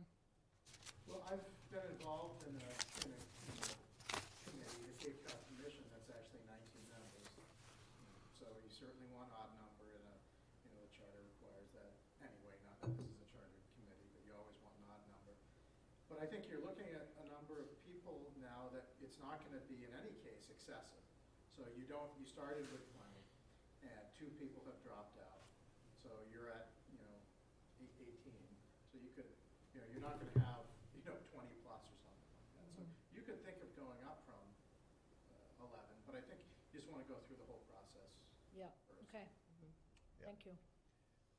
Yeah, I just bring it up because we may be at the end. Yeah, there's with the nothing candidates sacred. that we're talking to, who may want to. That would solve a lot of arguing, Solve a lot of, because Well- they'd all be there. Life would be easier, we had several that were obviously non-starters, but we're not seeing them. John, is there anything Cut precluding that out. a large number of operate some Now I'm putting this subcommittees and then down come back to here. the general Right, body? I'm gonna show you this. Ready? John, too, just for the sake of, and I was just reminded, for the sake of full public transparency, if you could use the mic, we keep calling to you and asking you questions, but nobody can hear you except for us. So Don's gonna ask a question, if you would just use the mic when we call on you from now on.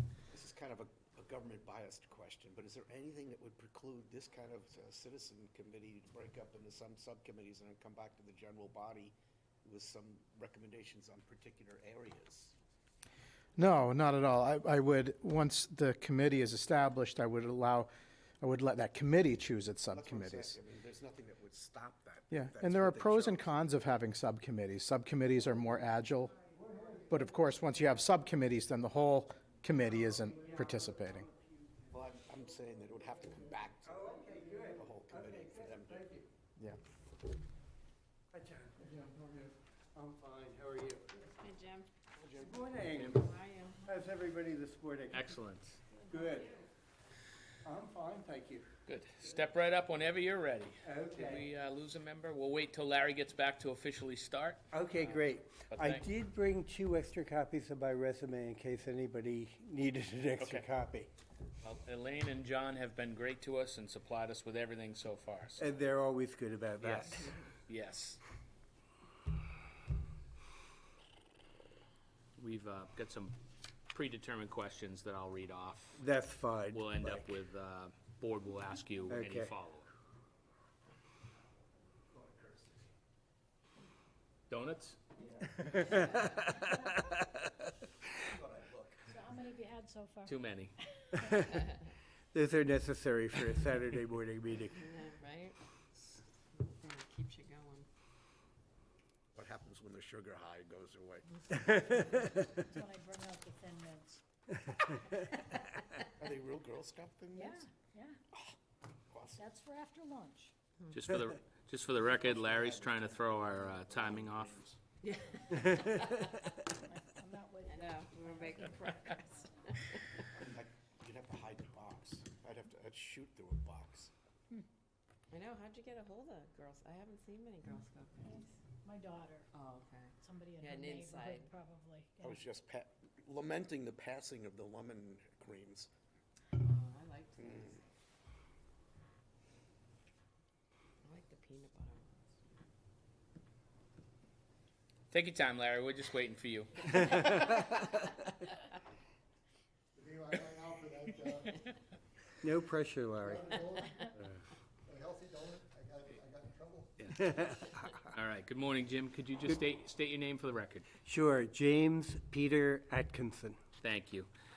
As I previously mentioned, we've got some questions we're going to ask you and then follow up from the board. Okay, fine, thank you. So question number one, describe any special skills or experience you might have, professional, vocational, or otherwise, that you think would be relevant and beneficial to the committee. Well, probably the main one that I have is that I do have a master's degree in community planning. And that followed my bachelor's degree, which was in civil engineering, with a minor in city planning and public works engineering. And that was from Worcester Polytechnic Institute. I got my master's degree from the University of Rhode Island, which was the regional planning program for the New England region. I then went on and got a law degree at New England Law. Basically, I started out doing planning with the Boston Redevelopment Authority, doing transportation planning for the Boston Redevelopment Authority. This was in the late 1960s, and if you all remember what was going on internationally at that time, I got drafted, so I spent 2 years in the Army at that time. I sort of lucked out. I ended up being a preventive medicine specialist, so that was like public health, but I also sort of traveled around the North and South Carolina region doing environmental testing of the water systems, both public and sort of open water systems under the Water Quality Act. And that was, I was doing it under the Surgeon General's office because EPA had not been established at that time. After law school, after that, I went and, unfortunately, due to funding situations, my job at the BRA had disappeared, but I was lucky enough to get a job with the Metropolitan Area Planning Council and did a lot of work on various sort of area-located or functional work, functional related plans for various areas of the metropolitan Boston area. And I then went on to help establish the Central Transportation Planning Staff for the metropolitan Boston area, which was the regional transportation planning staff for 101 communities, including the city of Boston, and became the planning staff for the Massachusetts Port Authority, the MBTA, the Massachusetts Department of Transportation, which at that time was the Highway Department. And I worked on various planning projects and administrative projects for that agency for a number of years until I got my law degree. And from the time I got my law degree, I practiced predominantly commercial real estate law, but it was all for public agencies. And so I have spent my entire career in the public sector, which has given me a good sort of concept of both the advantages and the limitations of the public sector and what the public sector can do and how it needs to go about doing it, including public participation and, doing the environmental impact statements and things of that nature. Thank you. Do you foresee any personal or professional ethical conflicts serving on the committee if selected? No, at this point, I've been retired for a little bit over 9 years. And about 6 months after I retired, I moved permanently to Harwich. At this point, I don't see that there would be any ethical, conflicts of interest in my serving on this advisory committee for the comprehensive plan. Thank you. What value do you see that comprehensive land use planning has to the town? Well, I think the main value it has to the town is it becomes a guideline for basically all actions of the town and all actions of both the administrative part of the town and the various committees that perform various important functions in the town, such as the planning board, the Board of Health, the Conservation Commission, and it becomes sort of a general guideline for their activities. Excellent, thank you. Describe your ability citing any examples to compromise and achieve consensus with respect to those who hold opinions different from yours.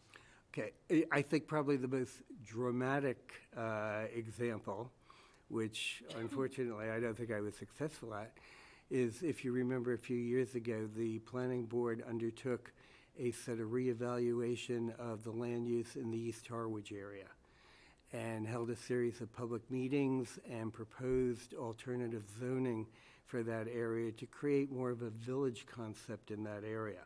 Not to really increase the density, but to change the zoning so that there could be more of a sort of a combination of development, some more affordable development, create a density where certain types of businesses could survive, where there could be walkable neighborhoods, but also connected with additional open space, which, you know, I think we were also proposing to connect that open space with the Hawks Nest State Forest.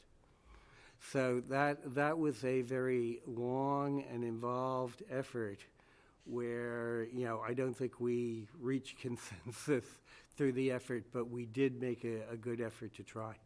Okay, thank you.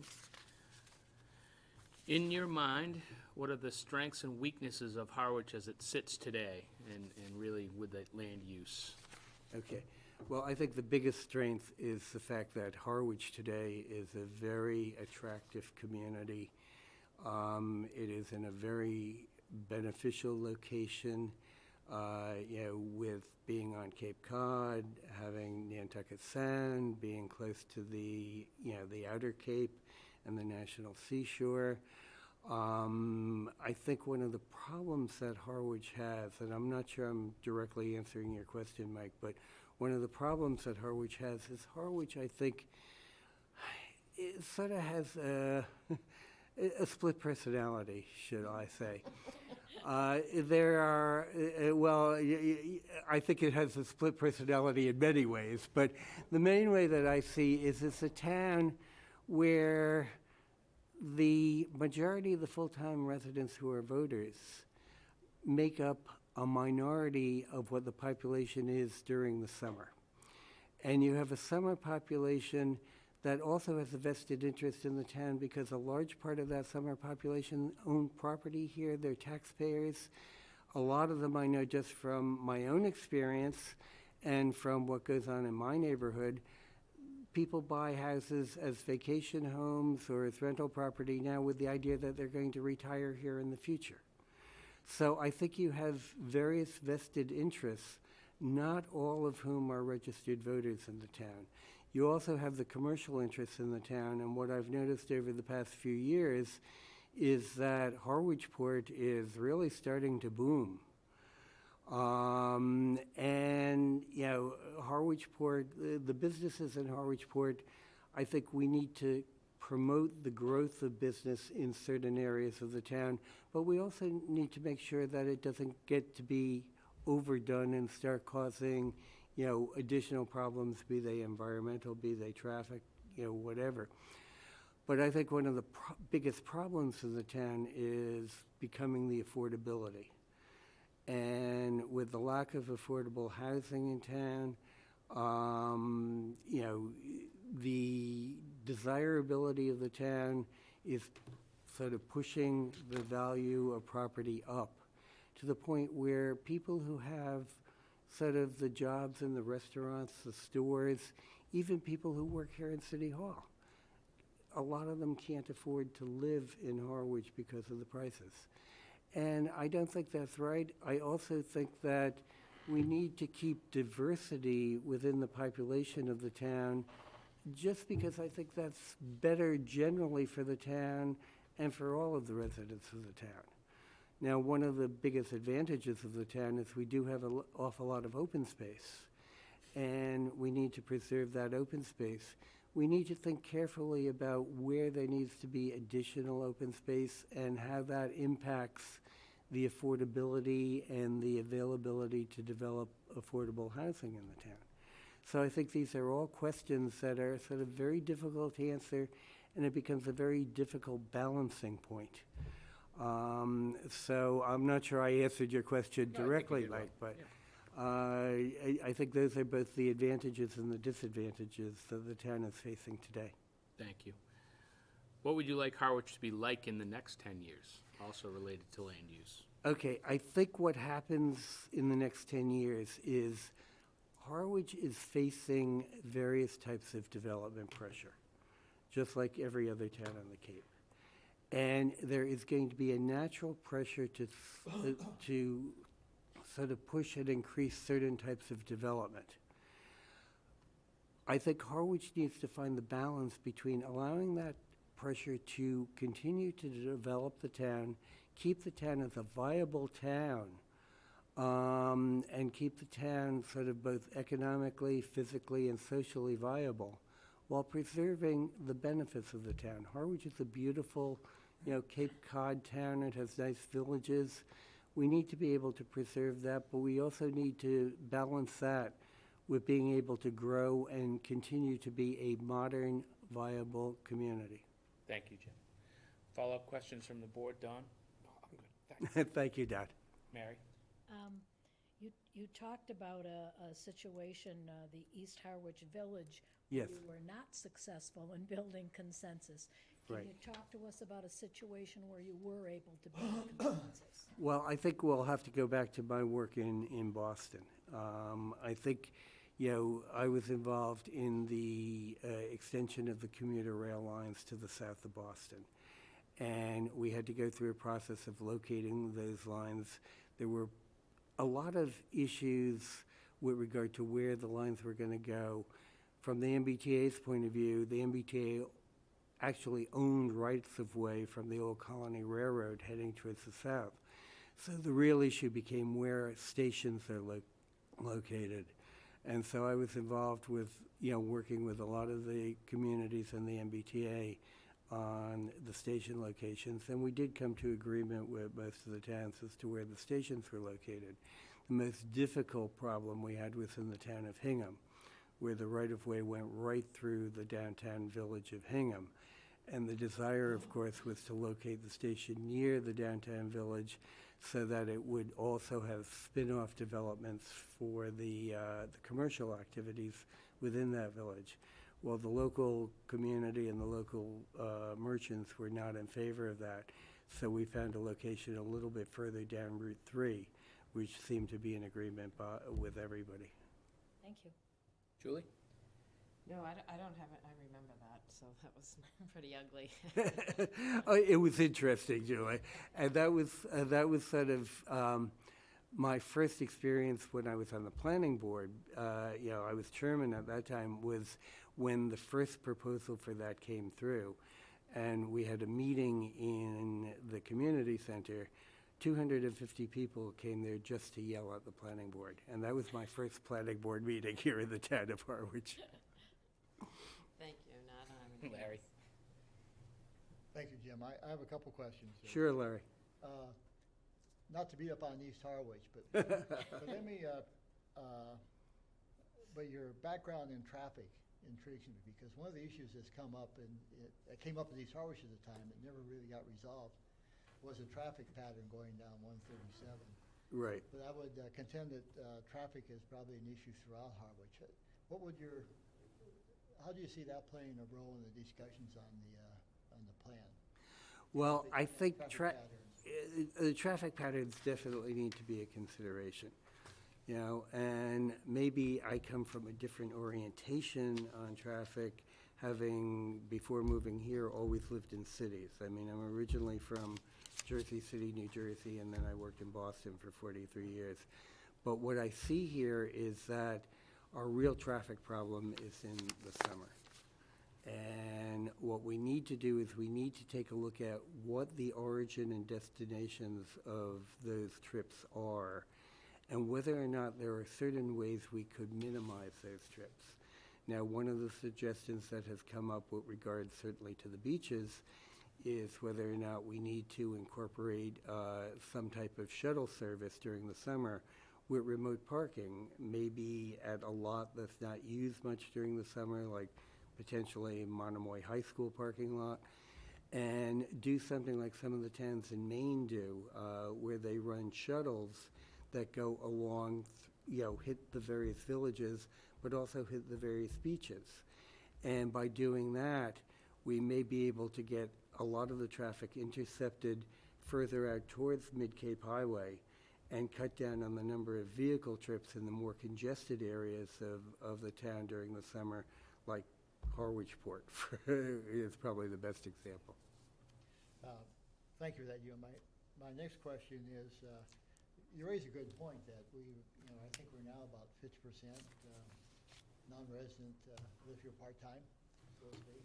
In my neighborhood, Larry, it's a lot more than that. This time of the year, it's just me and the seagulls. I'm sure they're good company, but my question is, how do we, because a lot of them, the natural transition here seems to be retirement then full-time. How do we involve those folks in this discussion? Well, I think, the comprehensive planning effort is going to have a number of sort of open public meetings. And I think through this committee that is being formed, this advisory committee, we need to figure out ways to reach out to the people who are not registered voters in town, but, own property in town. Now, whether that's through mailings, whether or not that's through lit drops, whatever.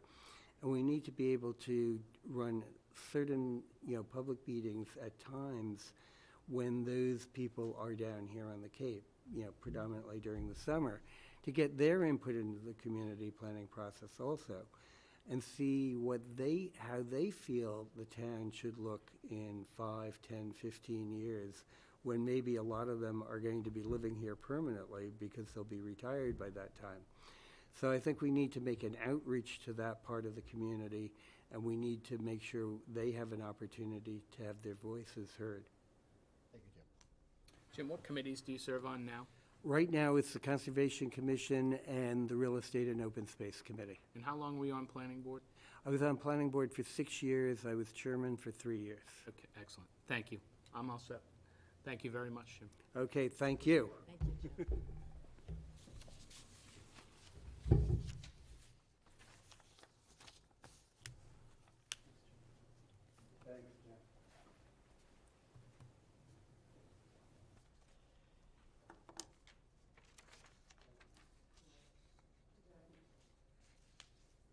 There goes our cushion. I blame Larry. Do that, those are cushion. What do you mean? Yeah, I blame Larry. Blaming you. Still 2 minutes in. No, we're good. We're good. That's only one question away. Good morning. Good morning. Where should I sit? Right here. Yeah. Seat of honor. Seat of honor. That's the one we've wired up. Thank you for coming today. Would you just state your name for the record? Jacqueline Edston, also Excellent. known as Jackie. We have preformed some questions, so I'm going to go through the questions, and then we'll follow up with any additional questions or comments from the board. So starting, first question, describe any special skills or experience you might have, professional, vocational, or otherwise, that you think would be relevant and beneficial for this committee. I have about 30 years of experience in planning,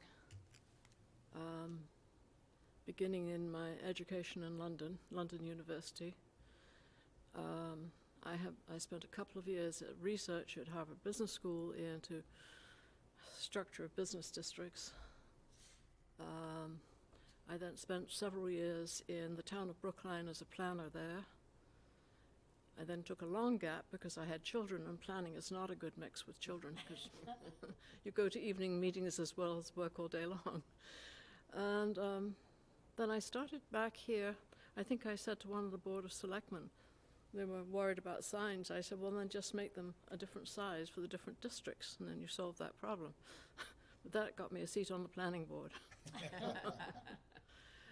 And I spent perhaps 5 years on the Harwich Planning Board. And then I went back to planning as an employee of the town of Barnstable. I began middle of the rung. I ended up as acting director for a while. And then I retired about, 10, 11 years ago. I'm your Cape Cod Commission representative, and I feel that I have not been in contact with you at all the last couple of years, and my apologies for that. I think I need to get you an update ASAP. And so, one way or another, I've been involved with planning for a lot of time. Excellent, thank you. Do you foresee any personal or professional ethical conflicts serving on the committee if selected? No, I don't own anything other than my house, and I don't intend to own anything other than my house. What value do you see that comprehensive land use planning has to the town? It provides, it should look at the town, beginning with an assessment of its various assets, its problems, and then the development of policy that will guide the future development and growth of the town, and preservation too, all of those things. Excellent. Describe your ability, citing any examples, to compromise and achieve consensus with respect to those who hold opinions different from yours. Well, after we finished the comprehensive plan in Barnstable, which took about 8-10 years, it's a much larger town. It has 7 villages, and they each required their own plan, and they each squabbled their way through the plan. I got through 3 of those villages' plans, completed, approved by the villages and by the council, and the planning board, of course. After that, I had the responsibility of writing some 32 ordinances, zoning ordinances, to implement that plan, and I got 31 through. After that, the council said they didn't want to see any more zoning. That was over a period of time, about a year, year and a half, I think. Excellent. Might have been Thank 2 you. years. What's that? Well said. In your mind, what are the strengths and weaknesses of Harwich as it sits today, and really related to land use? Its strength, and I think what pulls people here, is its character. You're right. Its small town character, its small village character, its environmental assets, its shores, its ponds, its open space, its assets. I'm sorry, what was the rest of your question? So it was, in your mind, what are the strengths and weaknesses of Harwich as it sits today? The weaknesses will be development that is not in tune with the assets that you have. Excellent. I'm going to go back one question, and it was, describe your ability, citing any examples, to compromise and achieve consensus with respect to those who hold opinions different from yours. You did ask me. I thought I did. You want to kick him? Mary's sending me conflicting messages, so skip that question unless you have a different answer. I don't recall her answering that one, but that's okay. Do you want that one? Do you want to go again? Yeah. Okay. Maybe you could just make it quicker this time. I don't know where my brain went, but I didn't hear you talk about achieving consensus. Well, I think most of the work that we did in Barnstable had to be based on consensus. It had to be approved by the council. And so by the time we got to the council, we would have had innumerable meetings with people to hash out differences and make revisions that didn't lose the intent of the whatever we're doing, but was agreeable to people. Okay. We had one process, I remember, we put in site plan review there, and we did that because all it is in Barnstable is very simple. It's a coordination of all the town departments to look at the one plan, instead of what had been happening as different plans of the same project were going to different departments.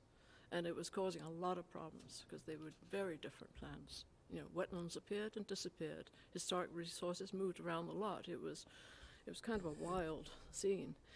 It took 22 meetings to get agreement on that particular ordinance. I had people who changed rock to stone, stone to rock, meeting after meeting, and finally they tired and we agreed on whatever we agreed on, stone or rock. So I just had to be persistent in hanging in there and getting people to understand this was not going to curtail development rights. It was simply a coordination process. But that was difficult to achieve that because there was a great deal of suspicion of this process. And I think it has worked out well for the town. They're still using it. People come in, show what they're doing, and what each department will take turns of saying, you need to address this and this. So it was worth doing. Thank you. Last question. What would you like Harwich to be like in the next 10 years, also related to land use? Related to land use? Broadly, it could be culture, could be historic, could be anything. Well, I think the hot button that you're facing is affordable housing and development for housing. And how you can get that to fit into the community without destroying the assets of the community is going to be super, super important. Route 28 is always a problem. It's zoned commercially much too far. So it spreads right out and then it intensifies and changes. You will always have that pressure.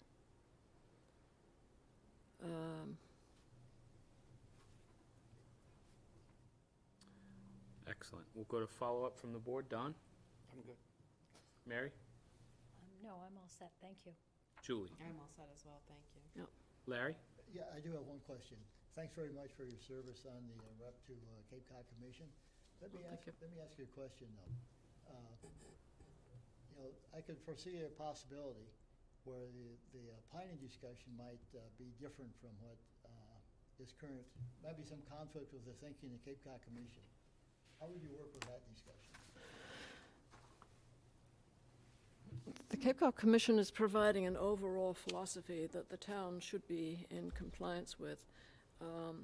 I think that Harwich has to be very careful to make sure that what they do fits them and their little areas.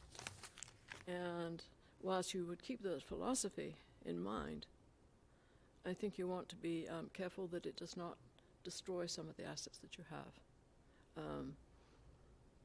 And in fact, I was on the subcommittee that looked at the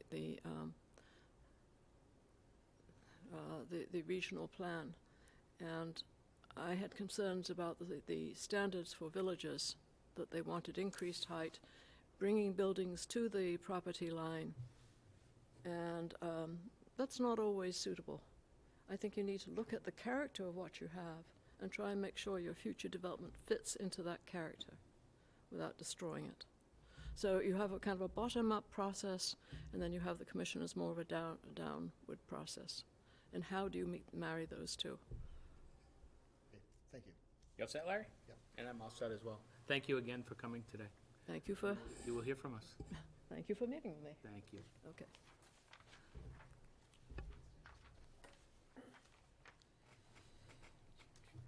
Michael, may I clarify something? You can. So,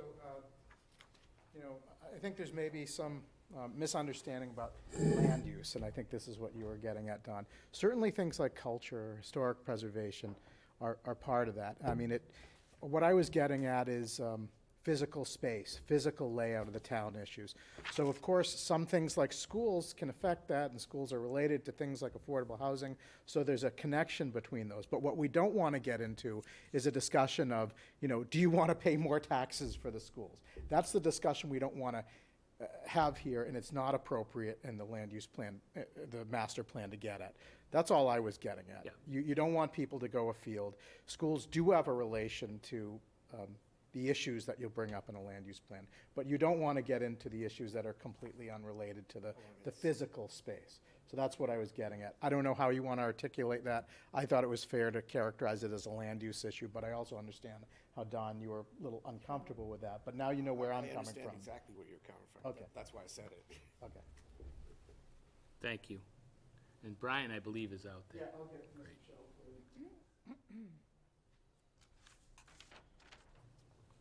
So, does the board want me to broaden the ask and the question? I mean, I think it, Some You of could them, just some use of the them got examples, that, but some of recreation, them did stay culture, more whatever. narrow. okay. Yeah, He doesn't want to get, and I understand this, he doesn't want to get into a discussion about politics or governance. Right. It's just about land use and how it affects the things we want to do in the town. The physical part of How they address the things we want to do in the town. Right. So, examples, recreation, cultural, Yeah, anything like that. okay, school. excellent. Good morning. Good morning. We all have, unless that's additional, but if you sent it, we all have it, I brought it. And read it. and read it. I brought it just in case. Yep, Replant it. yep, thank you, Brian. Just state your name for the record. Brian Sheld. Thank you, welcome, Brian. Thank you. We have some questions that we're going to ask you. At the end of the questions, board members will be able to ask you other questions or any follow-up. Perfect. So I'll dive into question number one. Describe any special skills or experience you might have, professional, vocational, or otherwise, that you think would be relevant and beneficial to the committee. Based on my management consulting background, I know how to listen. So I spent a career listening before formulating recommendations and theories. That's the only way to survive. So I think just stylistic. I know how to work with people. I work well in teams, led teams. And basically, as I think about sitting before you, I may be underqualified from a civic volunteering perspective, but I feel like I bring a lot of experience and depth. In general, community volunteering and community spirit. So I think I bring that edge. So what I might lack in civic planning, I have as skill in strategic planning. I think the other thing that I may bring is, as a management consultant, I was a strategic planner, where you organize a plan based on a vision and a set of capabilities, that underneath those capabilities you established critical enablers, or that which is going to fulfill that capability. And one of the things that we learned along the way is plans are subject to change, right? Every time you build a plan, we used to build these multi-generational plans, 3-year plans. What am I doing in the first 12 months, the next 12 months, the next 12 months? And invariably something happens, right? And something happens and the whole plan begins to fall apart. But what we used to do is think about it from, what is it that we're actually executing? What are we building? What are we enhancing? And what is it meant to serve? So don't lose sight of the traceability between what am I building and what's the value and what's the purpose. Because if something slips in that schedule, if it slips out, well, I just reduced what it is I'm trying to serve. So I have to set expectations. If I'm able to pull it in and actually whatever that function is, now again, concept-wise, that's what I have experience with. Civic-wise, I'm willing to learn. But it's the way in which you think about strategic planning and hanging it off a set of capabilities and a vision. Thank you. Do you foresee any personal or professional ethical conflicts serving on the committee if you're selected? I don't. I mean, my ethics I wear on my shirt sleeve. I stood before you, I guess, back in November with the Harwich Fund. I mean, I am what I am. And I believe in the town, I believe in the community, and I believe in the betterment of the community, and that's why I did what I did with the Harwich Fund, and that's why I'm volunteering to do this. And as I say, I know there are probably people that are far more qualified with, reams of town planning. That's not what I bring. I think I bring another set of energies. Thank you, Brian. Long-winded answer, sorry, Michael. That's okay. That's okay. We're ahead of schedule, so. Oh, I can burn. We'll we tell can you. burn when- that time. Yeah. What value do you see that comprehensive land use planning has to the town? Ah, that great question. In fact, I was reading the 2011 plan, and what I really liked about the value proposition and serving the different constituents, from the youth to the elder, what struck me, and it's actually struck me a little bit with the Harwich Fund as well. We tend to focus on those two elements of the population, but there's a wide swath in the middle that we've got to watch as well. The other, what I really like was the focus on the villages. And the villages give personality. In fact, I usually say I'm from East Harwich, as differentiated from my mother-in-law who lived in Harwich Port for 40 years.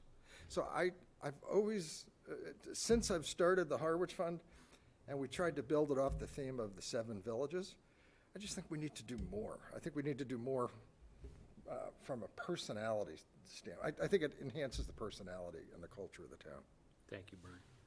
Describe your ability, citing any examples to compromise and achieve consensus with respect to those who hold opinions different from yours. I actually think I'm fairly skilled at letting people speak, at not slamming a shoe on the table, and it's difficult. I mean, I'm sure you folks face it with a team of 5. Never, actually. No, I just think it's important to try and strive for win-win propositions. You know, it's impossible to, well, it's not prudent to let any one faction try to win out just because their voice might be louder. But kind of think, well, actually, the other point of that is when you're grounded in the mission and the vision, which I really liked, and I actually made a copy of it here, though, for the April 26, 2011.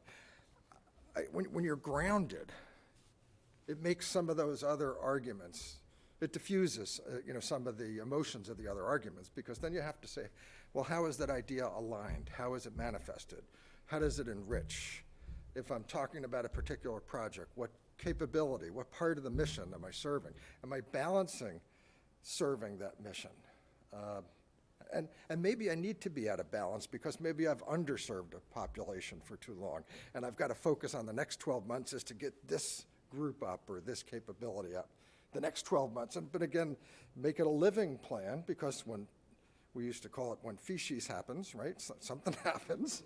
You have to think about where your adjustments are. When I'm making that adjustment, what did I just push out? Or by what projects am I doing? Am I able to enhance multiple parts of the mission and the vision? But here's the grounding. That's the way to diffuse some of the discussion. And if we can't get agreement there, we got to come back to it, right? Let's come back to where we can agree. Do we have the right mission? Do we have the right focus? Are 7 villages important? And maybe they were 10 years ago. But to me, you need a grounding on the vision and the mission and the capabilities, and things start to flow from there. Because otherwise, you're going to have arguments on a build plan that's unconnected. You just are. Thank you, Brian. In your mind, what are the strengths and weaknesses of Harwich as it sits today? And related to land use is where we're trying to keep this, but as broad as recreation, cultural, school. Is that a better depiction of the question? Yeah. Thank you. Yeah. Hopefully, I'm not too long-winded here, but I don't know that I know enough about Harwich to be able to answer, but I'll just give you my perspective off of this past 6 years. And I'm willing to learn and be educated, so I'm moldable myself. I think the greatest strength is the people. There's a lot of people that care.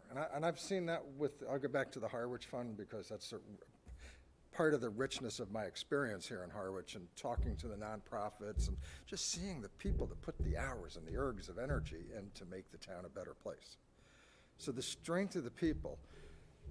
The weakness, I think part of our challenge, maybe the weakness is what we're challenged by, which is the shift of population, that we've got more part-time residents than we do full-time residents. Our personality might be changing, and it's going to change on us, it's going to happen to us if we don't try to guide it.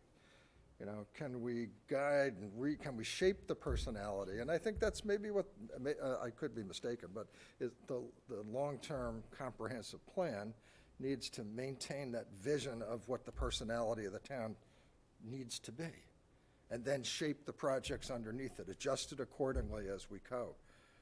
But that's happening. It's happening to Cape Cod, so it's happening to Harwich. And I noticed 10 years ago, the concern was aging population and shrinking school age. The personality is changing. How do we shape it? Because we're not going to stop that, but we can shape it. Thank you, Brian. What would you like Harwich to be like in the next 10 years? Same thing related to land use, recreation, culture, school. Probably a little bit of the answer to the last question. I think it needs to serve the needs of the vision. I believe in open space. I think that's one of the wonderful qualities of Cape Cod.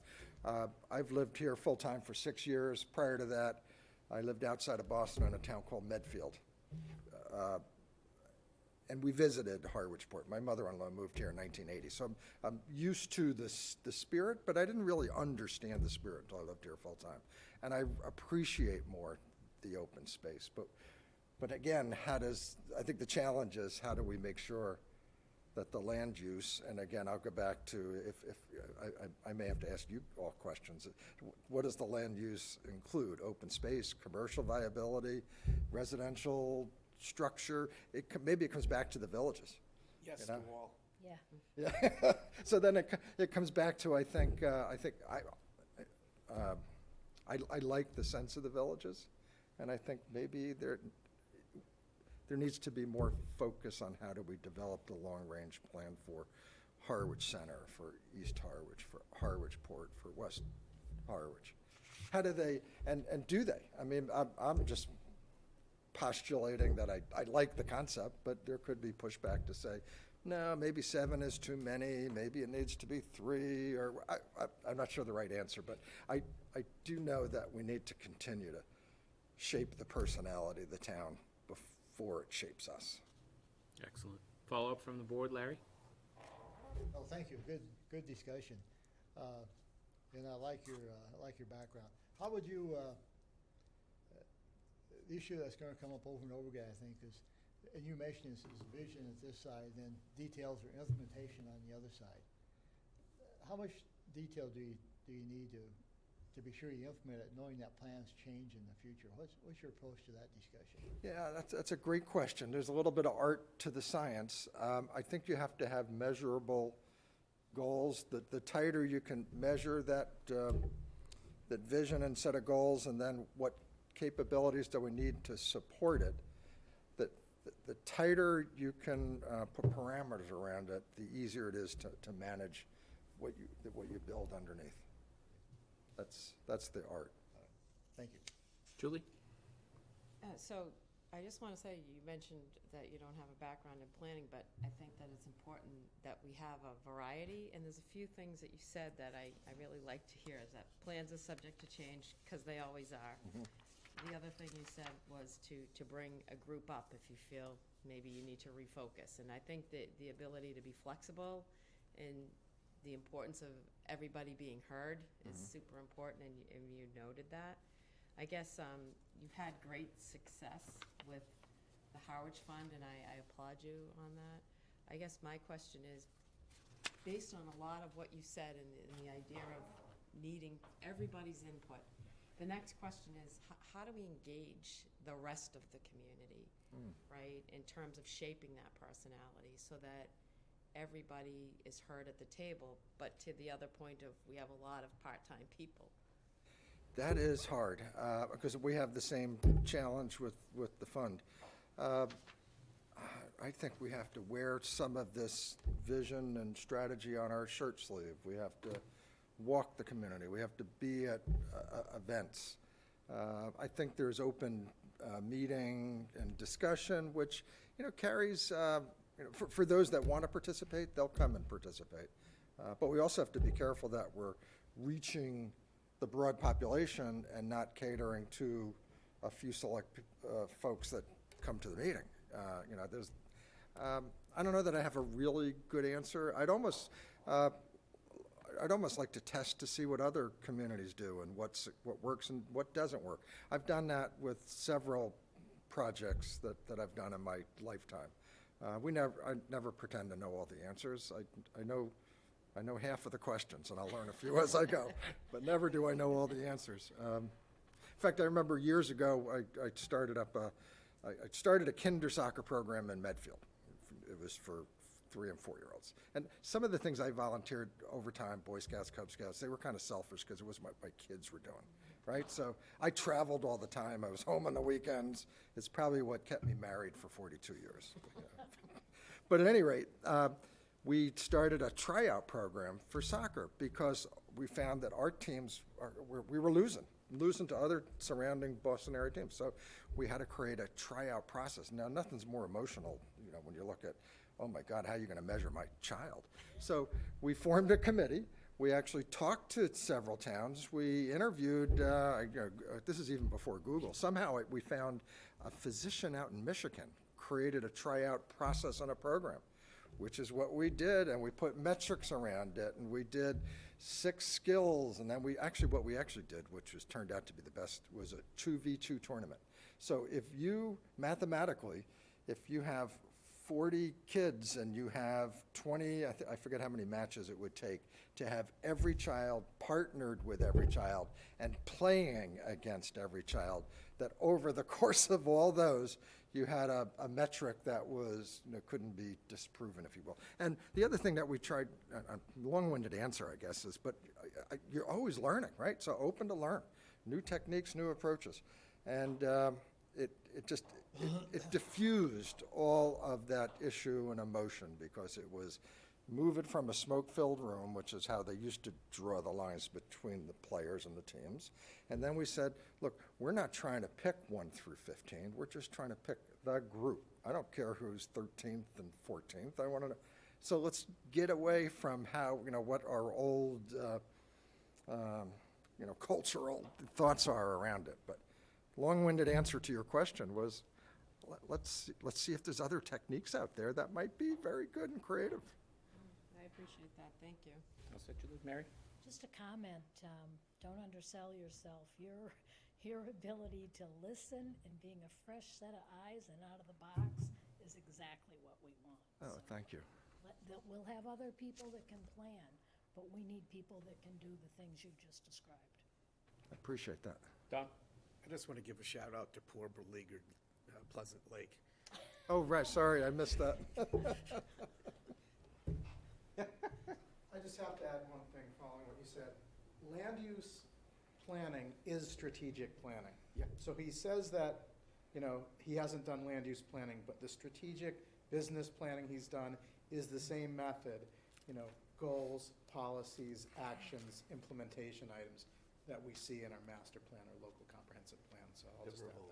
Yeah. Thank you, John. And I think the tighter you can tie that together, the more traceable you make it, the easier it is to have that be a living plan. That was what we always strove for with multi-generational plans. I'd worked with a lot of banks and insurance companies, and once we got through that concept and made them comfortable to come back and adjust, rather than replan, I did work with State Farm, and we actually got onto a quarterly adjustment cycle, which was much more comfortable than, oh my God, I got to do a whole new strategic plan every year. No, make it living. Thank you, Brian. I have nothing further. Thank you very much. Again, You win the Courage Award, by the way. Yeah, me too. Win the what? You win the Courage Award, by the way, for trying to define the kids. Oh, yeah. You don't know until you get there, but it worked. yeah. Great. Thank you again, Brian. Thanks, Michael. We'll be in touch. Okay. Appreciate you coming Thank here. you for having me. Thank you. And I see Evan Madison out there. They just left. Yeah, let's get Ed in. We can get Ed in and out before Don and Mary get back. Keep this moving. Would you like me to bring Ed in or wait till Mary and Don? He can come in now if he wants. You might just sit up there with you, that's the problem. He's been here before. Okay. 1, 2, 6. All right. Ed McMahon.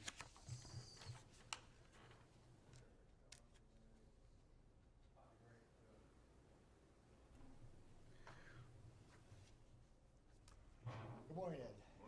Hi, Ed, how are you? Good morning.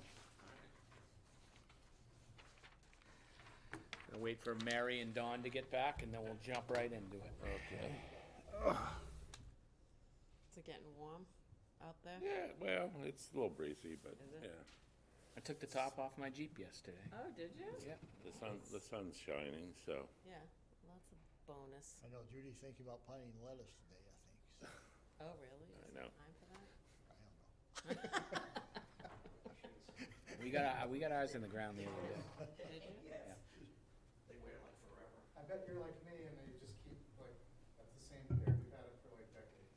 I've got 6 backup pairs, Exactly. but these are the ones I keep wearing. Hey, how you doing? Okay, good morning and welcome. Thank you for coming. State your name for the record. Ed McManus. Welcome, Ed. We've some set of questions that we formulated. We're going to go through the questions, and then we'll go to backup questions or comments from you. Okay. First question, describe any special skills or experience you might have, professional, vocational, or otherwise, that you think would be relevant and beneficial to this committee. Well, I have a fair background on a lot of areas that I think will be beneficial. First, education. My degree in physical geography always comes in handy at looking at land and what it's made of and what its limitations and benefits are. And then my studies in community planning gave me a good background on assessing how communities, how you assess communities' needs, how to go out and bring in the input from members of a community of what they are desirous of, what they need, and it was an interesting program. It was less a traditional city planning program and more of a community planning program. And then after that, I've worked initially as a VISTA volunteer, setting up housing programs for the Tacoma Urban League in Tacoma, Washington. Worked for the Community Services Department in Contra Costa County for 4 years, working primarily in depressed communities, minority communities around the county, addressing housing needs and other community development needs, economic revitalization, developing recreational facilities, getting summer youth kids to turn an old lot into a baseball field, things like that. And then after that, I have served, in a variety of elected offices, which afforded me, in California anyway, to be a member of, for 14 years, of the County Housing Authority Committee, chair of the Hazardous Waste Disposal Committee of the county, and chair of the Bay Area Regional Government Planning Agency, chair of their local government organization committee.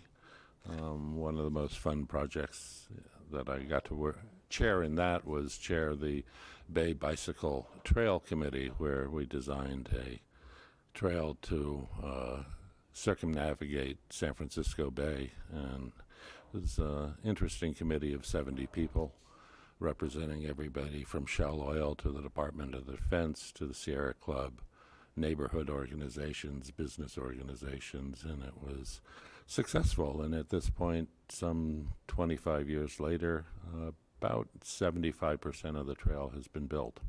So it's a huge success, and a major one of those sort of tourist attractions that our Cape Cod Rail Trail is. And then my time here, I've been as you know, involved on the housing committee in town, Brooks Academy Museum committee, and more importantly, the Selectmen, Board of Selectmen, where we've been working on any number of capital needs. Some we've completed, like the police station and the high school. Some are still very much a work in project, like the sewer system, wastewater program. But so I guess that's a sense of my background. Excellent. Thank you, Ed. Do you foresee any personal or professional ethical conflicts serving on the committee if you're selected? I don't believe so. I work. I do two things. I work primarily, sort of a year and a half doing sort of small repairs, mainly residential, up and down the Cape. Work for a variety of real estate agents right now who are finding it hard to find that person who'll come in and do the small repairs, change out the smoke detectors so they can do the closing. Nobody else wants to do that work because, it's not 3 days and something you can bill out horrendously at. That, and then the sort of half year I tend to spend working on political campaigns. And that's just the way I've sort of broken up my work life.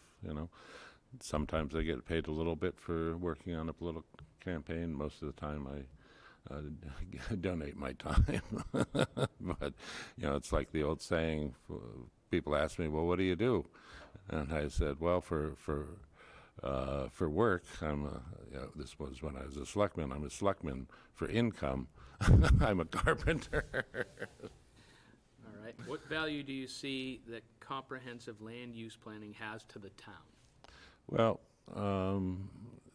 comprehensive plan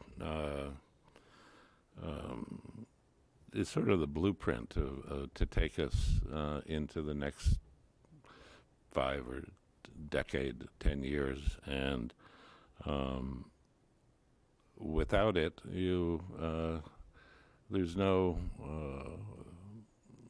organized or purposeful movement forward. You're just sort of left haphazardly to deal with stuff as it comes up. And, in our town, especially as is the case with most towns on Cape Cod, there are some significant issues that are need to do things. We need to provide for a working population. We need to provide for cleaning our water. We need to provide for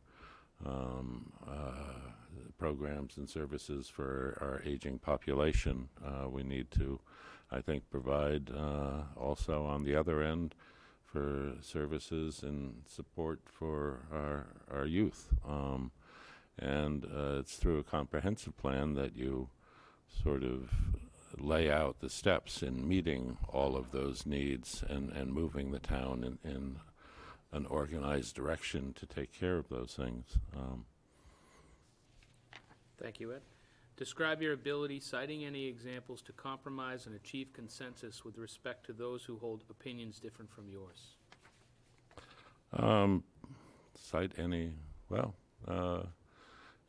having been a part of where you guys are sitting now, you all know that we all have our own biases and opinions, but getting to a point of consensus is the way we move forward. And I think through my history, there's been some things that I fought for and, lost and moved on down the road to the next meeting. It's nothing that I tend to take personally.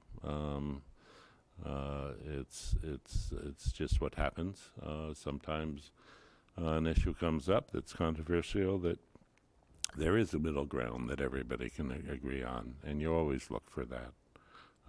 But, I'm not saying that I'm always going to compromise on, some issues that may come up that are sort of a red line sort of issue that I wouldn't be willing to cross. But,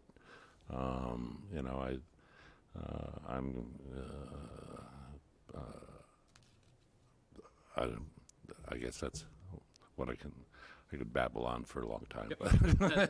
Okay. In your mind, what are the strengths and weaknesses of Harwich as it sits today? And we're doing this related on land use, but broadly, recreation, cultural, school, whatever. Well, I think one of the strengths is that in some ways Harwich's parochialness Its self-identification is one of its big strengths. We're not like Barnstable, split up amongst different villages, which tend to go to war with each other over issues. But we also have shown the ability to sort of step past that parochialness in doing some things regionally with specifically our neighbor Chatham on some big issues, i.e. wastewater and the schools, but with our departments on any number of things have always been sort of a leader in putting together regional solutions to some of our law enforcement needs, dive teams and crash reconstructions. A lot of those things started here, and it's always been impressive about how well Harwich has sort of been a generator of a lot of those things. I think those are some major strengths and weaknesses. We also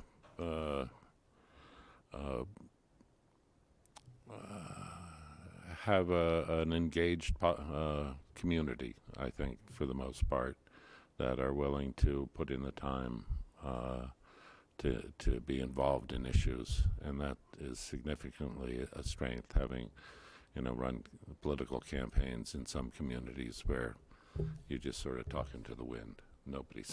Nobody's engaged or paying attention. That's not the case in Harwich. Thank you, Ed.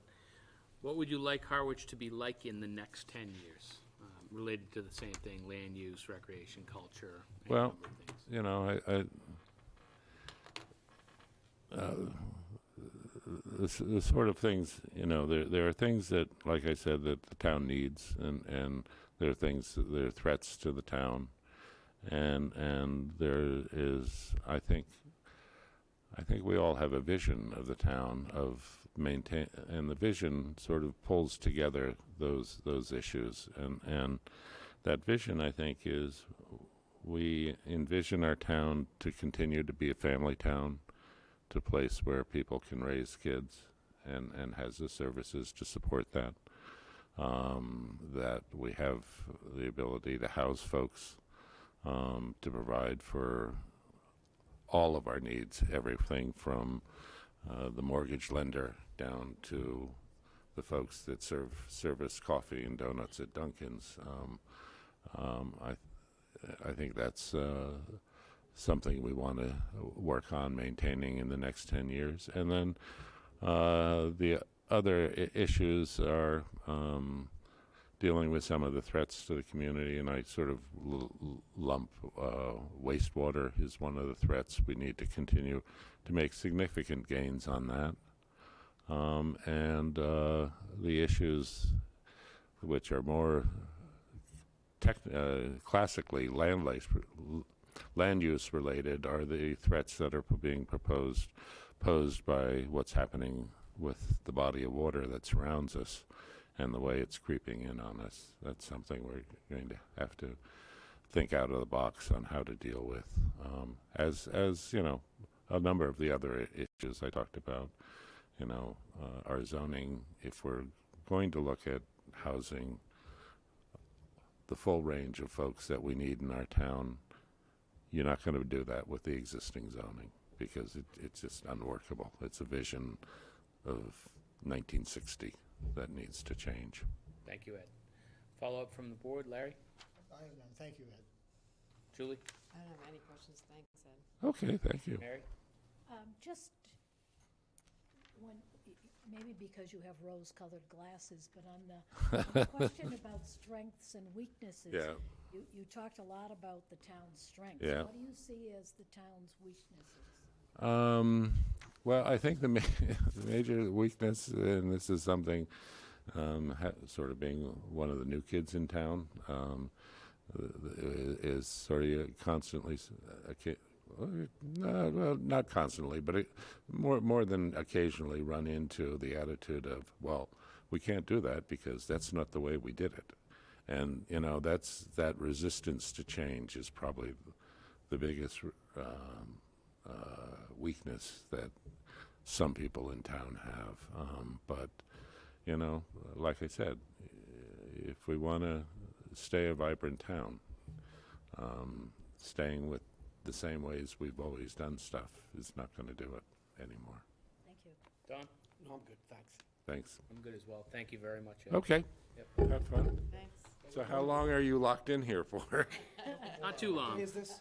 Won't Because be you too need to long. get outside. This is one of the few days of spring that we have, you know. Yeah, you know, we get a day here, a day there, and maybe 2 days in June, and then it's summer, you know? There's water out there somewhere, too. Yeah. Take care. Thanks, Ed. Hi, Ed. Bye-bye. Now we're on time. Take care.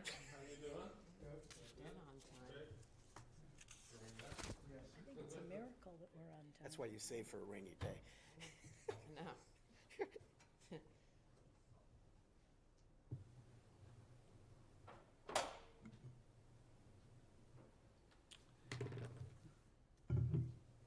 Now we're off schedule, it's 12:01. Oh, my. It's still my fault, right? Yeah, it's your fault, It's Larry. always your fault, Larry. We could blame Angela. Hi, Bernadette. Bernadette. Ready? Be comfortable. Now I have to say good afternoon. I know, and I have to say, I'm sorry if I'm taking you away from Well, lunch. But they said noon, and I said, okay. So, Last person in does the catering for us. oh, okay. Dunkin' Donuts did the catering for you. It's a meal in itself. good afternoon. Thank you for coming. State your name for the record. Bernadette Waystack, thank you for having me. Excellent. So we have questions that we formulated. We'll ask the questions, and then Yep. at the end of it, the board might follow up with more. Sure. So first question is, describe any special skills or experience you might have, professional, vocational, or otherwise, that you think would be relevant and beneficial to this committee. I think it was a great exercise for me to write the letter of intent, and I think I just was reviewing the bullet items I put in there, and until I did, I didn't realize, depending on what you need, what I had to offer. I think, most of you know me. I've lived here for 35-plus years. One of the greatest compliments my husband and I ever got was Glenn Rose, who is a native Harwich hairlegger, had thought that Richard and I were natives. So I was like, no, we're Washashores. Even our daughter Kate, who is 10 months old, is technically a Washashore. But I've taught in the school system for going on 27 years now, and that will come to an end October 1st, I can now say. Congratulations. I just let my boss know yesterday that it's time, which leads me to feel that I have the time to give to something like this.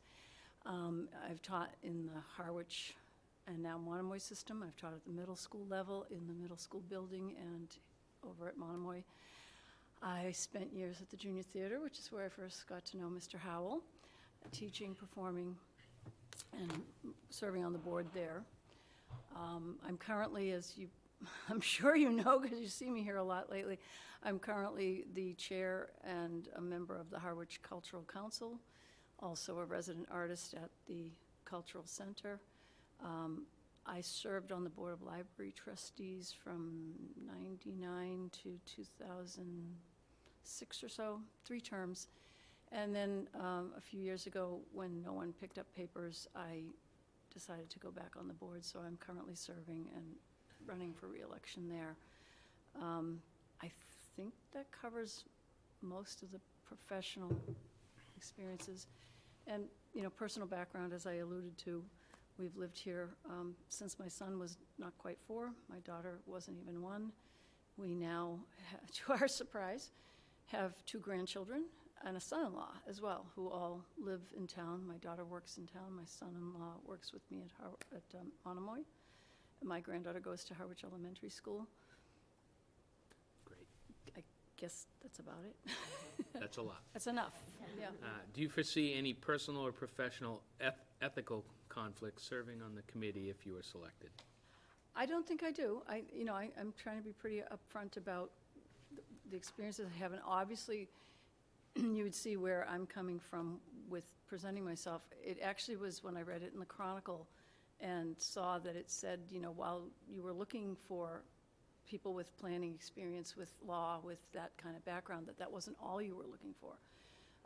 When I saw the part where it said people who have cultural or historical background, I said, oh, I guess I have a little bit of that. And then as I started to enumerate it, I actually have a lot of that. So I'm definitely coming at it from more of that side of things. And as I say, I disclose right up front what my current positions are serving in town, what my passion is for my own artistic practice, and how important the cultural center has been for me personally, and for what I feel our vision can be for it. But I do pride myself, I think, on being a person who can be very objective, who sees both sides of things, not just my own. And I sometimes that's hard. Sometimes it makes it hard for me to make decisions for things. It's a typical Libra thing, I guess. So I don't think there are truly any conflicts. I would understand if you felt there were in some way. What value do you see that comprehensive land use planning has to the town? Because, land seems to be what we're up against here. It shouldn't have to be, but a lot of times it's conserving the land, or the land is being used to build, mainly because we need housing for the business development that's already here. But it's all kind of interwoven. And I remember, we're probably talking 20 years ago or something, my husband standing in this room or at Town Hall and saying the Nantucketization of Harwich has already begun. And that was a long time ago when that was said. And all it meant to point out is there's that conundrum and that delicate balance of, you don't want to use up all your land, and you want to preserve, the natural beauty that you have. That's something, I grew up in the city, but I finally got cured of that living here for longer than I ever did live in the city, and it's a really important part of what we have and what we need to preserve. But we also need places for people to live. We need places for business, for us to have industries, for people to have jobs.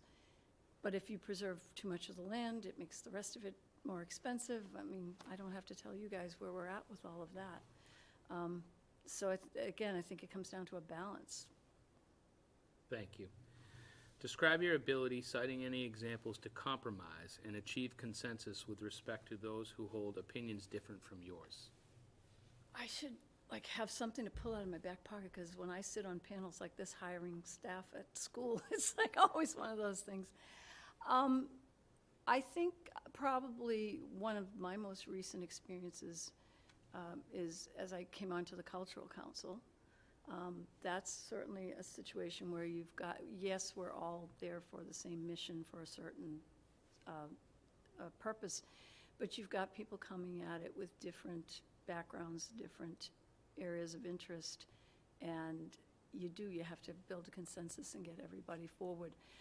One of the most important and heaviest jobs we have is to administer the grant money from the local cultural council grant, and we have a set of guidelines we have to look at in terms of how it's going to best benefit Harwich, but you've got 7 people around a table all trying to discuss what projects are worthy and why, and you have to be open to listening to what other people had to say about it in terms of awarding it. I know I've come in, with my gut reaction about certain things, which gut reactions are valuable, first impressions matter, and then someone else will say something that sheds different light on it for me that totally turns my mind around about it. So that's one of the areas most recently where there's been that kind of, not struggle, but that kind of back and forth and that kind of eye-opening experiences that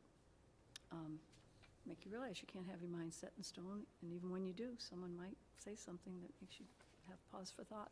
Thank you. In your mind, what are the strengths and weaknesses of Harwich as it sits today? And this really is land use related, but broad, recreation, cultural, schools, and anything that you think of. Yeah, I guess the first thought in my head was the people, you know, I love, what I love about the town, I was just talking about this with someone last night, about my upbringing was an inner city, lower middle-class family at the time, but nowadays what I was probably wouldn't be considered lower middle class. I guess it would have been considered low. But it was also a generational thing. It was a long time ago. When I came here, part of what felt comfortable to me and part of what some people described it to me as, Harwich had more of a blue-collar mentality, and I don't mean that, I mean that in a way that there was more of a range of people, types of people, people with different types of jobs, different type of training. It felt comfortable to me. It felt like a place that felt familiar as a community. And I think that's something that we want to preserve, and that maybe is part of what causes a lot of the strife now, because having lived here for over 3 decades, you see change no matter where you are in 3 decades. And we all talk about the fact that, you know, a long time ago it was a fishing industry and it was this, and it isn't anymore.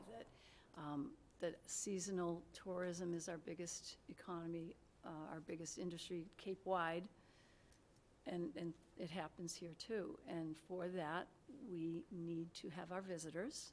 We need to, I guess I don't want to say cater to our visitors, but we need to entice and have people want to come here and share what we have.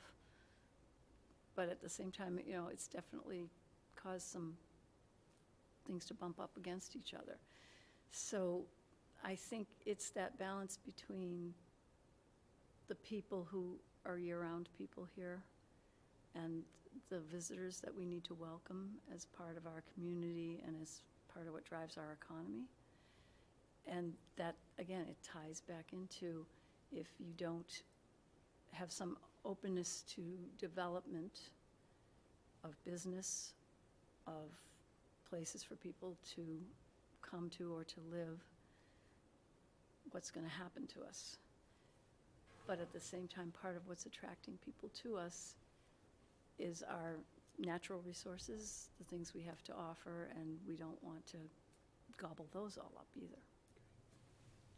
Thank you. What would you like Harwich to be like in the next 10 years? Again, also related to land use, recreation, culture. I'd like us to have and still be able to offer the things that I've enjoyed, that my children grew up enjoying, and because I do have grandchildren here, and I realize how really unique that is. So many families have had to move away so many times in our generations and the ones below us. You don't grow up, live, and die in the same community that you were, and I certainly didn't, although I've made strong roots here. I didn't stay where I grew up. It was a great surprise to me that my children both did. I kind of fully expected they would fly the nest and go do something else. And they're here, and now there are grandchildren here. And it's natural on a personal level that I want to see my granddaughter and my grandson have the rec department opportunities that my kids had, have the chance to go to the beach and to, you know, walk the trails, to do the things that we did, to be part of the different things that the community offers. And I don't know what the solution is, but we know that a big part of that happening is we have to find a way to make sure that we have places for people to live here in this community. It's a Cape-wide issue. It's not even a Cape-wide issue. It's an issue everywhere. But it's that balance between truly affordable housing for folks, viable businesses that can employ people, and preserving some of what's been attracting them here in terms of land that isn't being used for that. Great, thank you. Follow-up from the board, Don? As she suggests, I've known her for a long time. Mary? I think, yeah, Mike, I think I've known you longest. Mary? I don't have any questions. Julie? Thanks, Bernadette.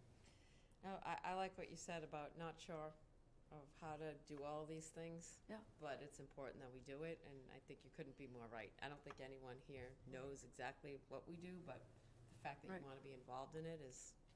Well, and I think that's the whole point, right? If you can get a cross-reference, a cross-section of people who all have roots and are Harwich residents and so vested in it from a personal level, but coming at it with different views, maybe we can come up with some ideas. I certainly don't feel like I'm out there to save the world. Like I said, when I read that description in the Chronicle, and it was on the website too, but I hadn't even looked at the website, hadn't thought about it at all, and then went, could I? So. No, thank you for putting your name in. Larry? Well, I'm glad you read it, and you read it the right way. It was open to more than just planning, it was a diverse committee. Yeah, I think the name on the committee is maybe what. You've given a lot of thought. Let me pick your brain a bit, because we talk about, housing obviously is key. We want Yeah. younger people moving in. Mm-hmm. But in addition to housing, somehow we need to create a culture that they're more comfortable in, social activities for the youth. Right. All things that we've kind of got old and aged out of somewhat. Yeah. We know that from the noise committees we have. Yeah. What's your thought on that? What can we do as a? Well, if you throw it at, if you use the noise committee as an, I'm not saying- that's not a good example. That's not a good example. Because because Larry, as soon as you're saying that, I'm thinking like, yeah, for 25, 30 years, I would often hear, there's nothing for kids to do here. And I was like, what? There's a bunch of things for kids to do. There's nothing to do here in the off-season. There's tons. Now, I personally like it when it's quieter. Don't most of us, if you've lived here long enough, perhaps. But there's tons of things. It's one of the things I've been so proud of about Harwich and what we've done for our kids and what we have for our kids. And my kids grew up, if I try to even think of what they did did junior theater. They did the camps. They did basketball with the rec. Even before we had the community center. I'm older than the community center is. There were things for kids to do through the schools and through the town. It was great. They had all kinds of good things. One of my fondest memories from when we first got here was the Harwich Town band concerts in the summer, and my kids marching around the gazebo, and they're still doing that today. How about young professionals? Young professionals, they got a group together, and they're doing their thing. Yeah, that's what I was thinking of when you said, the noise complaints. It's like, that's people going out and drinking, and I'm sorry, that I know that's not quite what it is either, but young professionals, I'm familiar with the young professionals group and watched them get started and knew some of those folks early on. And I guess, I don't know what would they be looking for? I guess I do come at it from a lot of the arts and the culture side of things. There's, so much rich community theater, there's concerts, there's musicians, there's a lot that goes on, and not all of it, being charged for, thanks to things like local cultural councils and such. And I'm not a young professional anymore, so I guess I don't look at it through that lens. I go all the way back to when I was a young mother looking for things to do with my kids and watching what my kids did as they grew up and what my grandchildren are doing. So I guess maybe I do have I'll have to go do some research and some homework on that. Well, I like because it's part of the discussion. Yeah. We focus just on individuals. There's more to it than that. So. Yeah. But I think, there are things to do. There are classes offered. There are, workshops. There are events at the community center. Ever since, I remember people saying it's a Taj Mahal. Why are we building this? And now it's bursting at the seams. And I was glad when they were saying it about the community center because I was on the library board and they'd been saying it about when we redid the library. And it was like, now the heat's off us. And I gave the town a check for $250,000 to pay for part of that. When I was chair and we finished that project. But yeah, I don't know. What do you want to do? Young professionals or otherwise? What would you like to do? I'll bet you if you threw something out to me, I could probably tell you somewhere around here you could find something that would interest you to do. Thank you. And I have nothing further. Thank you. All right. Thank you for coming in. Thanks for your time, We'll guys. be in touch. Is there anything the board would like to discuss as to where we are now before we go on break until 12:45? They're hungry. Don? Yeah, Larry took more time again, and that means he buys lunch. Mary? No? Julie? No. Larry? No, because I agree. I think we pretty much have to go through them all. Yeah, I agree. All right, Jamie, we're going to take a break until about 12:45. We're within 5 minutes of here. Can you grab something that you would want? Seal pup. So you're You know, good to go. Cool, then I'm gonna eat my bagel. Yeah, no, you're good to go. You're not going to bother me if you eat your lunch. Okay, this is a casual Saturday, so. He's just curious. I know he is. Jamie, are we ready? Thank you, we are ready. The light is red. Oh, these are recorded, huh? Yes, they are. Welcome, Patrick. Thank you. As we just announced, we are recording. State your name for the record, please. Yeah, Patrick Otten, East Harwich. Excellent. I should introduce Sky again. Yep, may as well. He has a lot to contribute. Celebrity, that's right.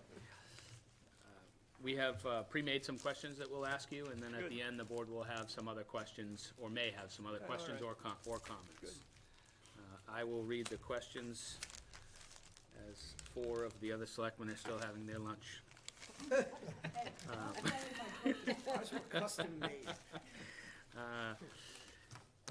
First question, Patrick. Describe any special skills or experience you might have, professional, vocational, or otherwise, that you think would be relevant and beneficial to this committee. Well, I have an engineering background, so that means I can add 2 + 2.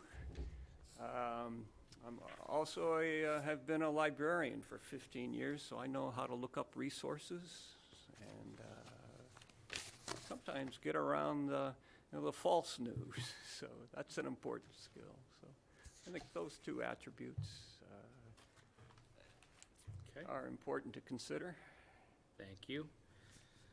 Do you foresee any personal or professional ethical conflicts serving on the committee if selected? No, that wasn't even a thought that had crossed my mind. So, Excellent. What value do you see that comprehensive land use planning has to the town? you know, that's a good question, because one of the questions I have is, how has it been used in the past? Has the prior plans, have they ever been reviewed and checked, marked off, success or no? How often is it referred to when actual committees are thinking about what should be done next? You know, those are important questions. Is it just a, show and tell task, or is it really down to earth, nitty gritty, here's the plan, this is what we're doing? I'm curious to know just how the comprehensive plan is applied to Harwich. Okay, I'm just going to ask you the question again, because we're not here to be asked questions today. That is a fair question. Yeah. I think that question would probably go towards our town planner. Yeah. But certainly could ask that question to the board anytime you want. Do you see a value, and Absolutely. what value do you see in the comprehensive land use planning has to the town? Well, you know, what happens in Harwich today will be here 100 years from now. So we need to have that foresight and the planning in place so that we're on the right track for Harwich. Okay? Thank you, Patrick. Skipping that one. Describe your ability, citing any examples, to compromise and achieve consensus with respect to those who hold opinions different from yours. Yeah, that's really important. So having both sides represented, whatever the issues are, whatever the concerns are, having a balance is critical for any positive outcome. So everyone has their own opinion. Everyone wants to do it their way, but, keeping yourself open for discussion, keeping yourself aware that other opinions do exist and that they're valid, is important. So And, you know, in that way, it's a learning curve for both sides. It's not me just labeling someone or something as wrong. It's saying, oh, I didn't think of that, or yeah, that's a different perspective, or how about this for an additional idea on top of what you were suggesting? So I think it's really important to have those honest conversations so that we understand both issues or both sides of concern. Thank you, Patrick. In your mind, what are the strengths and weaknesses of Harwich as it sits today, and really related to land use? And that could be open space, affordable housing, recreation, cultural. Yeah, So broad, but not, but really related to land use. Yeah, so the way I approach that question is by asking a question, and that is, why do we live on Cape Cod? You know, what's here, what brought all of us here to this particular town? And, you know, even if you back up to the 60s, why did Kennedy take the effort to establish the National Park Service so that our shoreline doesn't look like New Jersey with 8 rows of condos along the shore, because it easily could have been if it wasn't for that effort. So I'm here because I like the ocean, of course. I like our woodlands, and I like our fresh ponds, and that's why I live here. And I think those are the reasons why anybody comes here. Otherwise, you can go to Des Moines, Iowa. You could go to, you know, any other town, but why here? And the biggest attraction for me is Harwich is its small villages. It's with open space around each village, and it's good to see woodlands. That's where my calm and peace comes from. And, you know, summers here are tough when the population doubles, well, it goes 5 times, well, 60,000 people. That's a lot of additional use for the land here. So I think open space, I think having the basic needs met are critically important. So, excellent. And, you know, so I'm including all of each aspect of the question you asked: recreation, open space, development. Yes, you know, that's why we're here. That's why we're happy. Okay. Thank you, Patrick. What would you like Harwich to be like in the next 10 years? Also related again to land use, broadly speaking. Yeah. Ooh, yeah. Boy, you know, if you ask people who have lived here for 40 years, or, you know, they thought Harwich was fine 40 years ago, you know. And I would like to see Harwich remain consistent, constant in the format that it is today. You know, so that is a balance between development and land use, open space, freshwater ponds. You know, especially in the next 10 years, we're on the bridge to climate change. So that's going to have a significant impact on anything we begin doing today. As an example as well, you know, the sewering. That's another indication of someone thinking ahead, what's going to happen, because we're in jeopardy with our fresh water and embayments and salt waters with what we're doing as humans here. So we need a more comprehensive view of who we are and how we behave and how we treat the environment, balanced against what are our needs to be comfortable here. Okay. Excellent, thank you. I'll start with Julie. So I guess my only other question, you've given a lot of info. In terms of other committees and such that you've sat on, have you been experienced with other committees? Have you been part of another board or anything? Boy, have I? I did a volunteer year service for AmeriCorps, you know,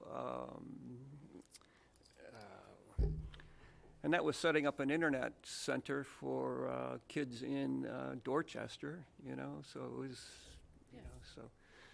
You were working with other people in a Yeah. setting, and that was my only Okay, question, really. yeah. And, you know, being a librarian, you're involved asking questions with the public all the time. That's the job. Yeah, right? sure. I did have one other question that just went off my head. If you remember, you can snap your fingers at me. Thank you. We'll skip Larry for the time. Mary? You mentioned to the question what you would like to see Harwich like in 10 years, and you opened with to remain as it is today. Does that mean that you are opposed to any type of development? No, I didn't say that. Okay. No, I didn't say that. You know, right today, Just finish the yeah, question. okay, I'm sorry. Because for it to remain as it is today would mean that we don't do any more development, but that's not what you meant, is that correct? No, I see Harwich today as pretty well balanced, okay? It's not Mashpee Commons with huge development, you know? It's not Willow Street with a string of used car lots. It's not Route 6 in Eastham with a hodgepodge of who knows what's going on in Eastham. You know, Harwich is well-defined with its boundaries. You have woodlands, you have small communities, you have a small, you know, shopping center, that's Stop and Shop, but it's not continuously one format. And that's what I meant by keeping it like today, with the good balance between development and just natural resources. Thank you, Okay. appreciate that. Larry? I'll go back to you. Thank you, Patrick, for coming Write in. it down, Julie. I guess I'm also, just want to dig a little more about keeping it as today, because I realize most of us are, you know, we're here because of the ocean and all this stuff going on. But we do have younger families moving in too. We talk about police, fire, nurses, doctors. Right. Somehow we need to, what's your thoughts on how we provide, you know, some opening for that and still be consistent?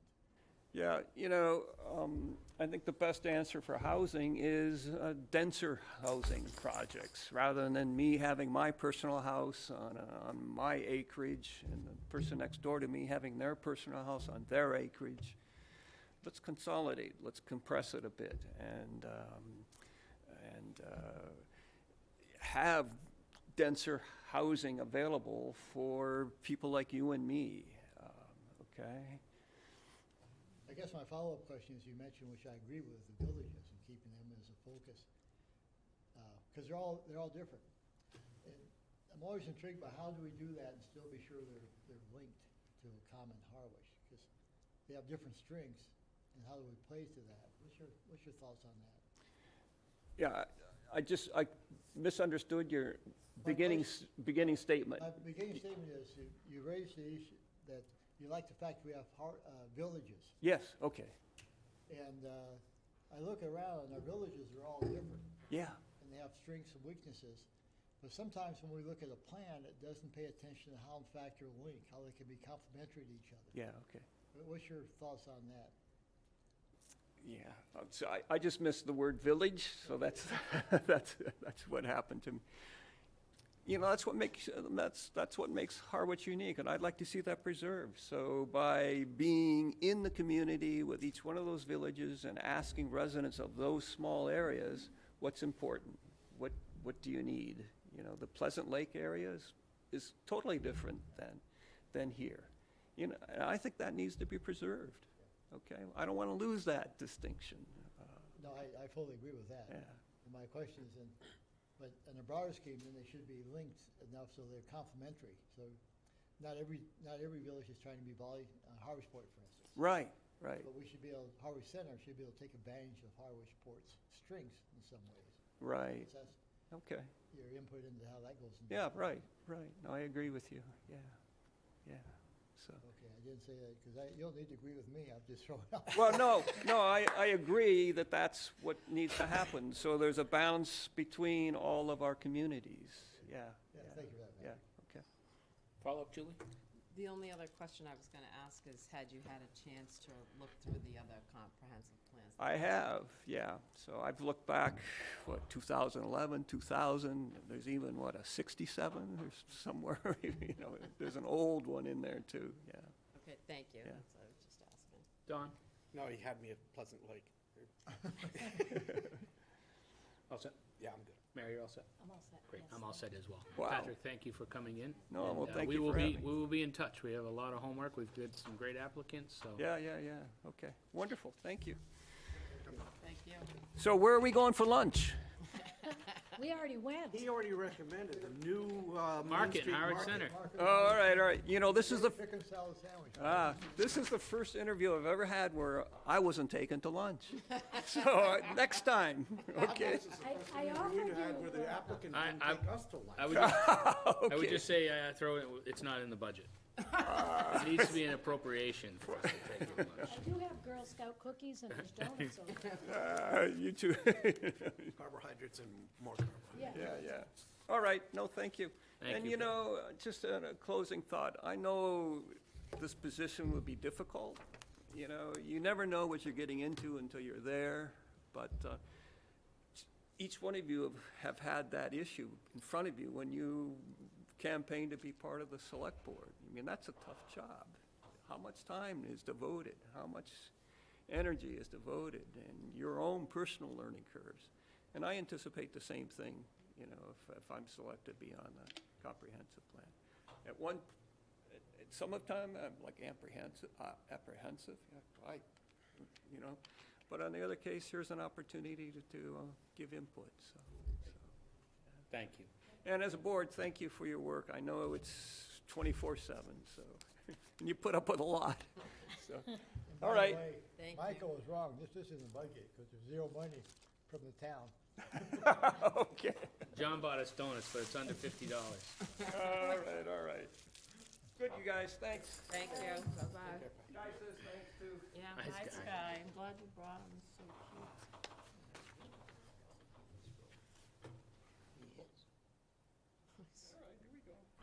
Mr. Lyons is here already. Yep, okay. Before I forget, I'll let you, oh, yeah. Would you want a donut? I don't know if I should say this in the mic or not. Wash it down with a donut? I have Girl Scout Yeah. cookies. Larry, I appreciated that comment of, it's a fascinating idea. I would love to talk about it some other time. The linkages between, I think that's what you're getting at. Yeah. The linkages between village, because too often we should plan for them and it's seen as they're kind of self-reinforcing separate entities and districts. And oftentimes you can take advantage of the open spaces of North Harwich and allowing that density in East Harwich or something. It's a fascinating idea. It's really important to think about, so I'm glad you brought it up, but that should be one of the topics that this committee takes up when it does its work. Yeah, thank you. Mr. Lyons, join us at the table. You have to accept our apologies, I'm still eating lunch. That's all right. Thank you for coming today. Just state your name for the record. It's James Lyons. Great. We have prepared some questions that I will ask you. Sure. After in conclusion to that, the board members will have the opportunity to ask more questions or make comments. Okay. Great. So we'll dive right in here. We're trying to keep the camera off those who are late to lunch. So I will, depending on where they're at, midstream, I'll call on them as appropriate. Okay. Describe any special skills or experience you might have, professional, vocational, or otherwise, that you think would be relevant and beneficial to this committee. So as you can see, I did pass in this. You have that, yes. So there's over 30 years of engineering type experience, and specifically the last 22 years were in land development. So I think that is relevant to what you're looking for. I don't know to what degree, but certainly it can add to that. Nope. If you're comfortable with that, we do have your resume as well. Do you foresee any personal or professional ethical conflict serving on the committee if selected? No. Okay. That one's been a pretty easy question, which has allowed us to stay ahead of time. Okay. What value do you see that comprehensive land use planning has for the town? There's a lot of, obviously, housing is an issue, not just here, but everywhere, so, and specifically for the Cape. So it would be interesting to see how the town deals with it, how the other towns deal with it. It's unique down the Cape, but then even off Cape, it's a problem, it's an issue. So it would be interesting to be involved in that process. Okay.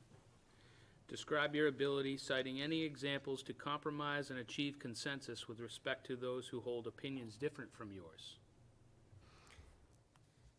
I guess just the question would be, really where the direction of the town wants to go, and I guess we'll just have to follow wherever that direction leads us, and hopefully come up with a comprehensive plan that can, relate to the wishes of the board and the selectmen.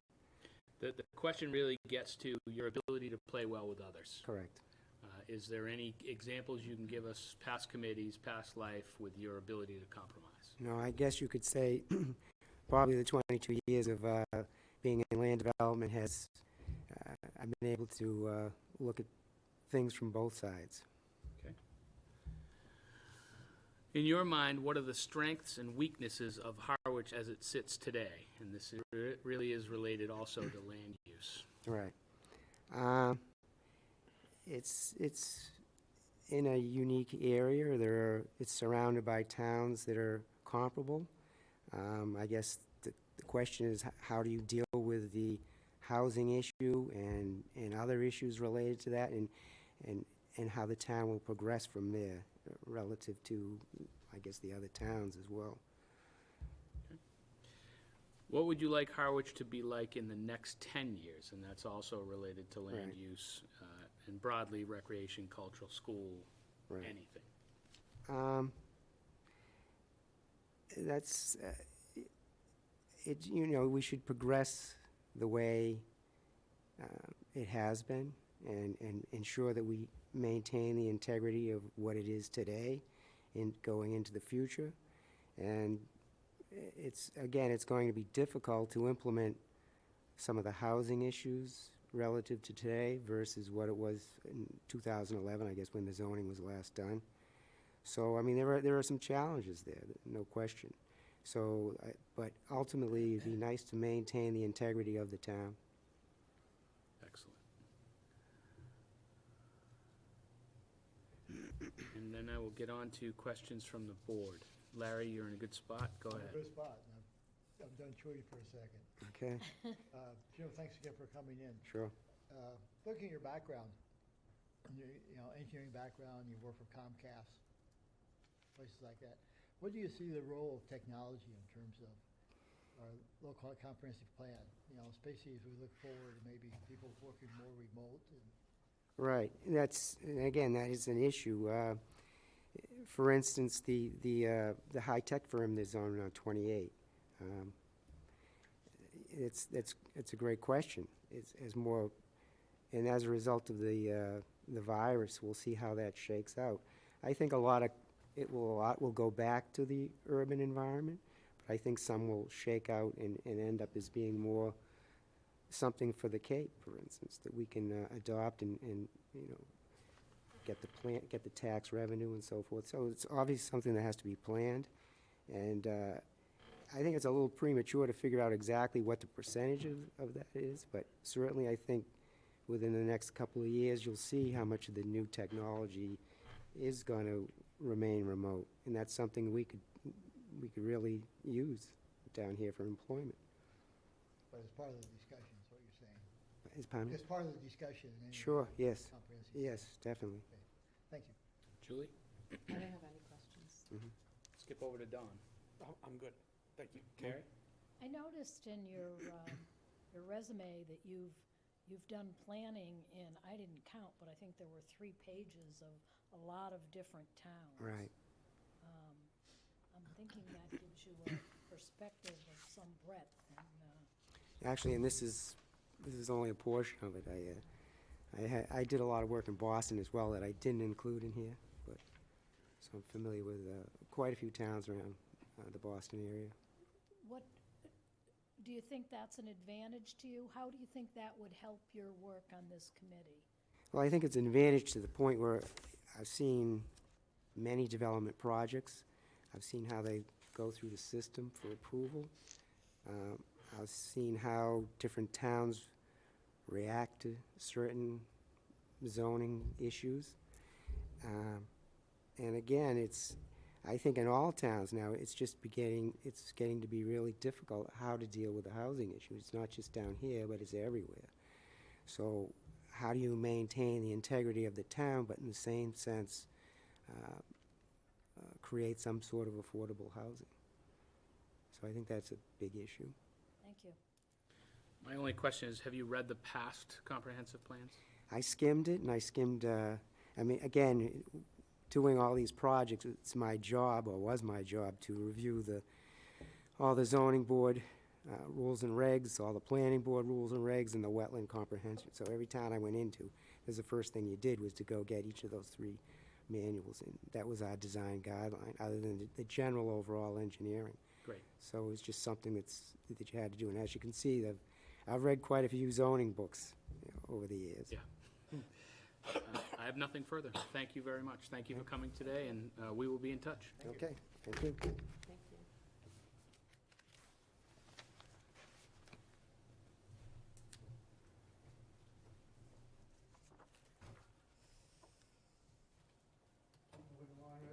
Yeah, yeah, let's do it.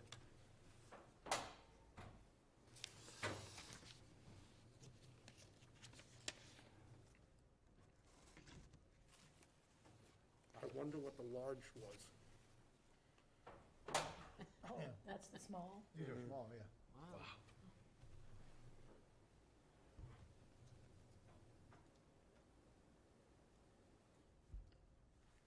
I don't see Clara McClarty here yet, so wait a second. I think she's the next person. We're gonna take And I another can have bite. another cookie, Have another bite. without Michael talking about it.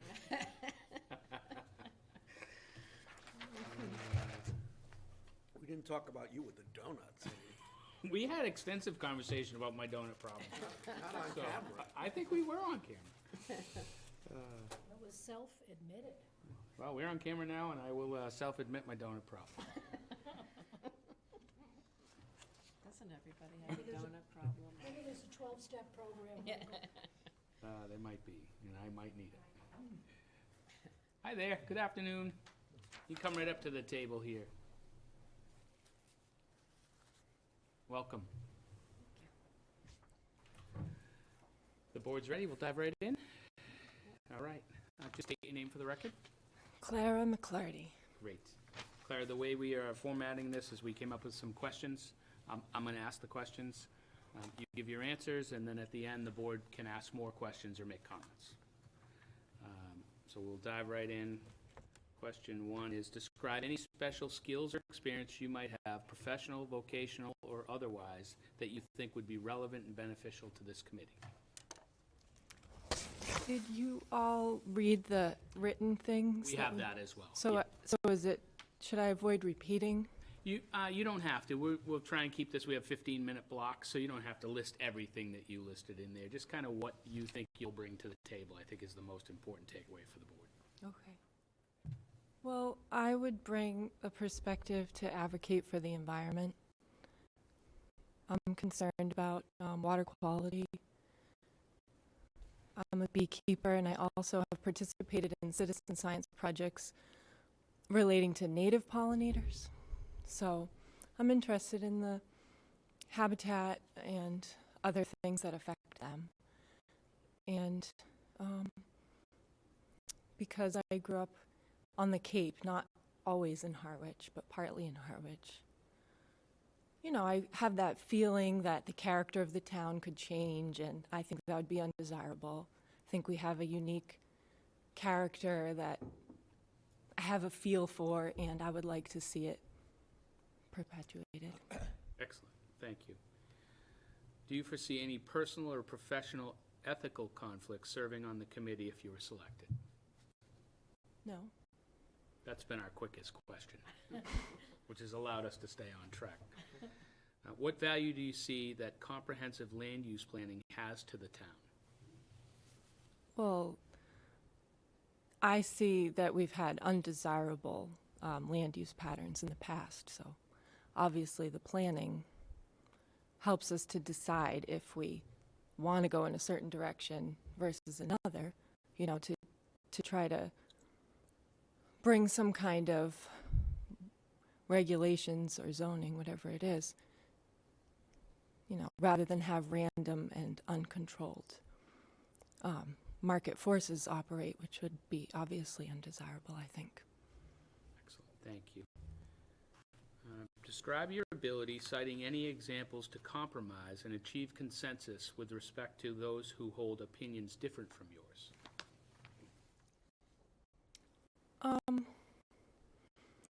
I am a Quaker, a part of Yarmouth Friends meeting. We have a process that we govern everything by, called the sense of the meeting. We don't ever have a vote where we just take a majority opinion and force the minority to comply. So I'm very familiar with that from that angle, from our religious associations. And obviously I am a member of a large family, so that's just part of life. For sure. Okay. In your mind, what are the strengths and weaknesses of Harwich as it sits today? And we're keeping this on land use, really, and but that can be broad, recreational, cultural, school. But what are your thoughts on where we stand, where we sit today on land use regulations? Well, I have spoken out many times that you've all heard me, that I think it's undesirable that we're still clearing the remaining forest land to build market rate, what I feel are also aesthetically unpleasing McMansions, whatever you want to call them, McCottages. I think that's a weakness. I think that's something that we ought to address. I think the strengths of Harwich are that we still do have some local culture in an age of globalization where many small municipal places have just become a lot like every other place, you know, the chain stores and the prefabricated housing and all that type of stuff that just looks the same no matter where you are. So I love our uniqueness. Excellent.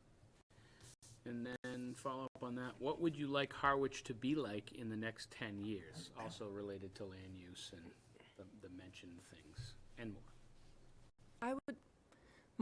Something that comes to my mind is that to not see the community displaced. That would be something that I don't know if there are. I hear you. To not see what? To see the local community not be displaced. You know, gentrification is this process whereby extreme wealth displaces local cultures and commodifies a lot of times what was authentic and local. And I'm afraid that that could happen, and I would love to see Harwich be a place that has some kind of vision of regulations to prevent that kind of. I don't know if that's, I don't understand how the processes would be put in place to stop that, but that would be my instinctive answer. Thank you. We'll get on to comments and questions from the board. I'll start with Larry. Thank you, Claire. You raise a interesting point in that, just process-wise, because you know, you're coming from where you are, from protect environment, culture, that. I think the first action of the committee would be to agree on what the vision is. And that may be before you get into the details, and sometimes it's easy to get into the details before the vision. Mm-hmm. How do you see how you enter that discussion of that vision versus someone else who's may want to keep that, but also is worried about housing, for instance? How would you drive that? What was the last? Worried about housing, for instance. And I agree. None of us want. I like your term, but cottages, you call them. I'm going to steal that from you. They're not quite McMansions. They're a little bit more, Yeah. cottagey, but. But how do you see participating in that discussion and to reach some, I guess in the end, we're going to have some compromise. Well, I've said this before, that I totally have experienced and know many people who experience the housing problems. But I think it's like a leaky bucket. If we're constantly losing the year-round housing that is already, the infrastructure that's already there where people are living, families have lived for generations, and we lose those and those become second homes. So we have to build something new so that we have housing for the community, on a finite place that's bordered by the ocean. There's nowhere we can sprawl. That only means, at some point you reach some kind of a limit where there's excess. So I think that any efforts to build housing in the current climate will be overwhelmed by the loss of housing on the other end, like small little ranch type homes built in the 60s or 70s that are very modest, small lots. I grew up in some of these. People buy them, remodel them, and use them in the summer. So how can you, if you put up 3 high-rises and that keeps happening, you're going to lose more than you're going to gain. So I feel that we need to add that into the discussion about affordability, some way to protect what is currently affordable. Like, I don't know, what the legal, I admit that I'm very ignorant about how you achieve any of this. Like, I think that should. That wasn't where I was driving at. I think my driving right now is, I think the first job of this committee will be to create that vision. I think you've articulated that. Okay. But then we need a consensus on what that vision is, and that's the part that I'm interested in. The other parts of the Did I legal, answer your covered later. question? Larry, did she answer your question? You did. Great. Okay. Julie? Sort of a follow-up on that in terms of the vision and what the committee decides, to go into. And you brought up a couple of things. And I appreciate what you're saying, smaller homes that would be sort of more affordable, even though they're not necessarily. They're not, but and I don't they mean used to be. Right, and I don't mean affordable in the sense of apartment, housing. We're talking about houses that maybe some people could buy, right? That, get bought and then they get turned into either bigger houses or they're remodeled and then only used part-time. But on that same note, there's a piece of that that's a development issue, and regulatory-wise, there's limits to, Yeah, you can't. Right. You can't say no to certain things, right? Right, By law. exactly. So, and Yeah, again, I don't understand and that you don't part of have to understand all of that because, part of this committee is to bring in different perspectives, which I think is really important. Not everybody has to be a planner or an engineer or, any of that. We need concerned citizens, and you certainly are one. I guess my question is, in terms of trying to address, everybody seems to feel the same way. We know housing's an issue. We know it's affordable housing, workforce housing, professionals, all of those things. But I guess my question would be, in that vision of however the committee decides to move, and more than likely housing being one of the main focuses, how would you feel about density versus, maybe a couple of units here and there dispersed around town? I mean, do you have a feeling for how we could approach that? You don't have to have an answer, just ask. No, I don't really have a feeling. I'd like to learn more about the trade-offs of those two. Both of those kinds. Yeah. Okay, thank you. Thank you, Julie. Mary? Back on the issue about consensus, I was intrigued by what you said about your Quaker background, that if there's an issue, the majority doesn't win. So how do they resolve that? Well, it's, in theory, at least a religious organization, so it may not be directly relevant to town. But we have something called the sense of the meeting. So we have a meeting for business. We don't have any hierarchy, like we don't have someone who does the books. For example, Sandy, my husband, is the treasurer, but it's something that rotates. Different people take turns doing it. So say they bring up an issue like, we have this much money, do we want to allocate it here or there? Do we want to send it to Family Pantry or to Ukraine or something? we discuss until there's something that we call the sense of the meeting. So if one person had a very, very strong sense that they could not agree with what most of the others wanted, we would hold off on making a decision and have further discussion. Like, we basically just work it through until everyone agrees. And sometimes it does mean that the dissenting person would decide to just, Let it go. yeah, acquiesce to, I sense that this is the direction the meeting wants to move in. And so, you know, I understand. I want to do what everyone wants to do. I don't know. I haven't been around long enough to see, like, I can think of some practical situations where that would just never resolve. I don't see how that would work in a business sense. 'Cause the No, of town course not. would be, we could all be dead and buried. Mhm. That's interesting. Thank you. I wasn't trying to suggest that the town should operate that way, but that is an experience that I have that relates to, you know, working out agreements between people with different viewpoints. Thank you. Don?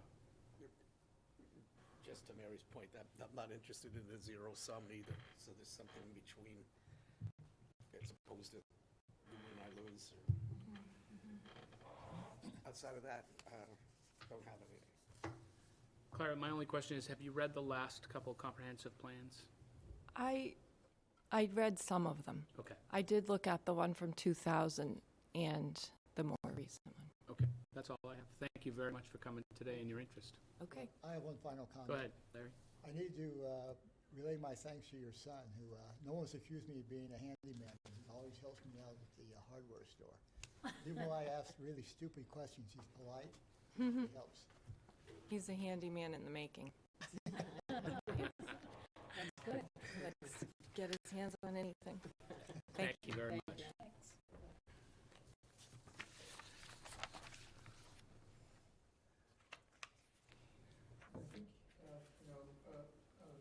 Candidate withdrew.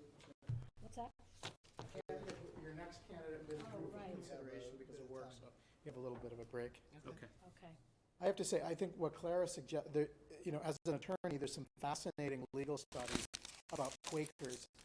Quakerism is a foundation to conflict resolution. It really is fascinating, where you don't have kind of a Roberts rules or parliamentarian view about coming to consensus or agreeing on things. So I almost think she overstated that. Well, I don't suggest that, because there are some ways to suggest that way of doing things. It might not work at town meeting where it's defined by parliamentarian rules, but it actually kind of works organically on certain committees that are, especially our advisory.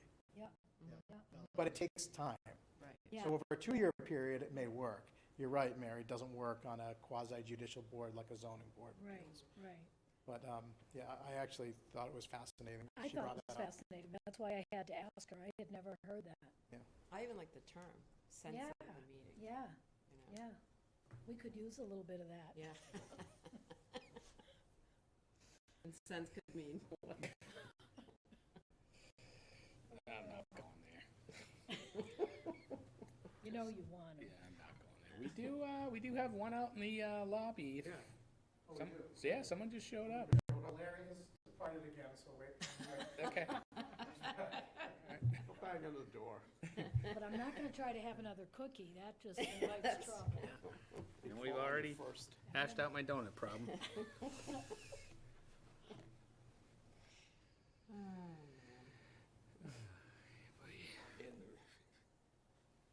She doesn't have to stare and set from a window. Have a simple rule, I feel like we're at Macy's at Christmas time.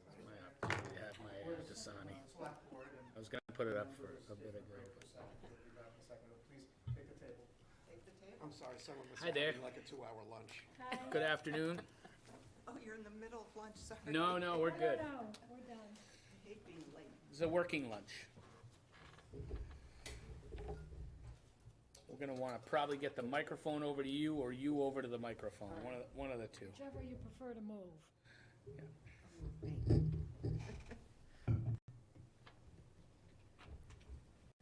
Am I the last interview? I think we have one more after you. How many people have applied? I think we have 18 total. And prior to the meeting, we had discussed 11 being put on the committee, but we reserve the right to put more on if we want.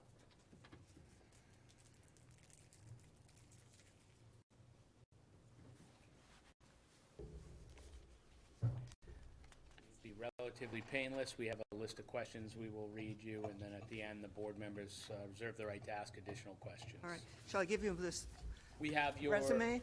We have your resumes. No. You got a new one? You have a resume for me? I don't think so.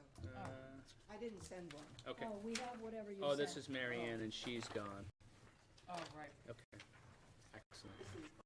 Thank you. I don't know what was on the copy. That's all right. Thank you for that.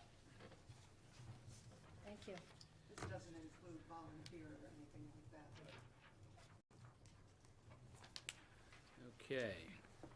Selectman Valentine is back, so we will get started. Duly Sorry. noted. Record that.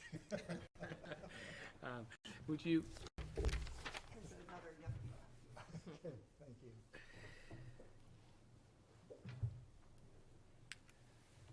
I'm just going to have you state your name for the record. Barry Jones. Great. Welcome today. Thank you. As I just explained, we have a list of questions. I'm going to read through the questions, and after the questions, board members may ask you more or make comments. So we'll jump right in. Question 1, describe any special skills or experience you might have, professional, vocational, or otherwise, that you think would be relevant and beneficial to this committee. Well, my market research background, I think that there's possibilities of employing that. I was president of League of Women Voters, which led to the Plan Weston's Future conference, and it was a day-long conference. 700 people came to it. There was a keynote speaker, and we broke into small pods and talked about what we wanted to do with the town. And then it was all condensed with a final presentation of what the town wanted. And then we developed a plan for action. And that led to, I'm sorry, I got nervous. The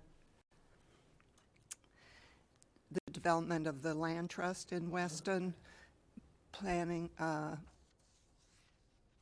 bylaws change to accommodate clusters and conserve the surrounding land.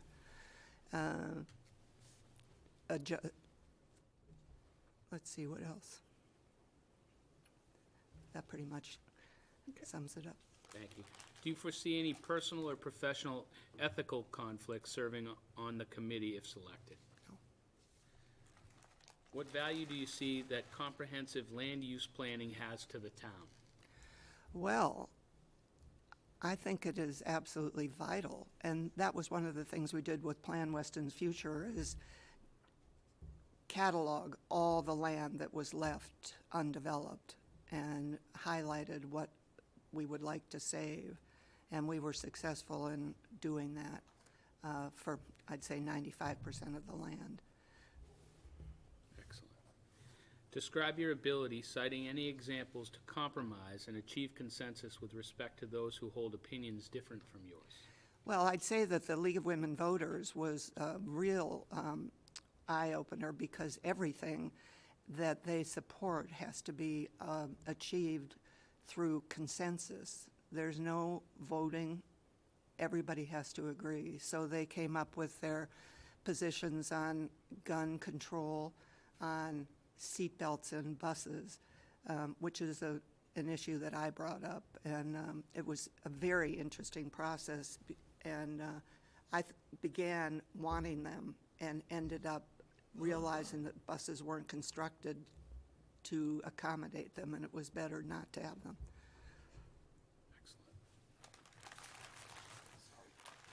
In your mind, what are the strengths and weaknesses of Harwich as it sits today? And really related to land use, and that can be recreation, culture, anything, but land use. Land use. Well, you have a lot of excellent conservation land, and the boardwalks are fabulous. The beach is wonderful, protected.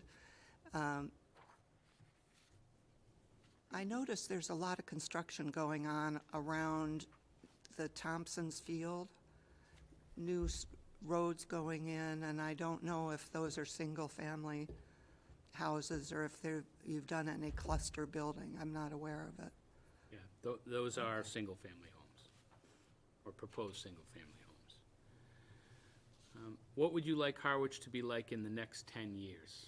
Again, also related to land use. Well, I would like not to have many McMansions built on small lots. There's one now on Bank Street, just south of 28, and there was a little house on it, and now there's just this mammoth structure with no yard, nothing. It's completely stripped, so I'd like to see that kind of control. And that was one of the things at the Weston, is they limited the square foot of building to the size of the lot, and special review processes if anybody wanted to go over that. Okay, thank you. I'll open it up to the board for comments. Larry? Your comment about the seatbelts in buses intrigued me. I haven't been following that closely, but what's the end of that? Did you reach consensus? Yes, we did. We reached the consensus that we wouldn't recommend seatbelts in the buses. Because of the way they were constructed, the seats were pretty close together and they were padded. And the seatbelts could cause, first of all, they have trouble enforcing using them. And then they'd have to be strapped seatbelts in order to keep them from going forward. No, I And agree. I can't imagine a school bus driver trying to be sure. no. And if they were just in the lap, then just their heads would go forward. It was better if their bodies went forward into the seat. Did people choose up camps for and against that? at the Well, beginning? I think that most people went into it thinking that we needed seatbelts. Okay. And the You research, brought the facts to it and they changed their mind. yes, we did a lot of research and changed people's mind, and it was unanimous. I don't know if it's gone to the national level or not. That was at the Weston level. Thank you. Julie? You mentioned how you cataloged the undeveloped land in Weston, and I think you said you were able to maintain like 95% of it. How did you go about that? Cataloging was a pretty complicated and drawn-out process, and it was through the land documents in the town hall. They list every piece of property, and so we collected all that information. And there were big chunks. Harvard owned part of Arnold Arboretum, and we actually had quite a fight with them because they were going to sell it and develop it to developers. So we eventually talked the town into buying it. So it was through purchase and donations and the land trust that we were able to do it. And then out of that study, were you able to then identify different areas in town where you were able to come up with some cluster? Yes, yes, and a part of that was affordable housing. And, yep, there are a number of them. I don't know how many have been built since this all happened, but within the few years that I was there. And was that a partnership with, private and public? Yes, and very involved with the land trust, which was a volunteer organization. And have you had a chance to look at our previous plans? I had not. I went to the annual reports, and that's all I did. Okay, no, thank you. Appreciate it. Thank you. Mary? You gave a really nice description of what you see as Harwich's strengths, but I didn't hear you point out any weaknesses. What do you think our weaknesses are as we stand? Well, I think that actually that's one of my positives, is that I don't really know what the weaknesses are, and I don't know the politics of the people, and I think that might be a positive. I hear you. Thank you. Don? I don't have anything. You all set? I'm all set as well. Thank you very much for coming in today. Thank you. We'll be in touch. Thank you. Good. Thank you Look for being forward to willing. it. Yes. Have the plans, can I see them? Well, the comprehensive plans, Probably the online. Well, access on the online. website. You have to go to the planning board, and there's 3 separate links for comprehensive plan, and then there's 3 links. Yeah, I'm good. Yeah, they're all on the planning board or planning website. You know, if you call in on Monday, be happy to kind of direct you to that page. All right, Yeah. thank you very much. You're welcome. Thank Thank you. Thank you, John. That saves Jamie from electrocuting me again.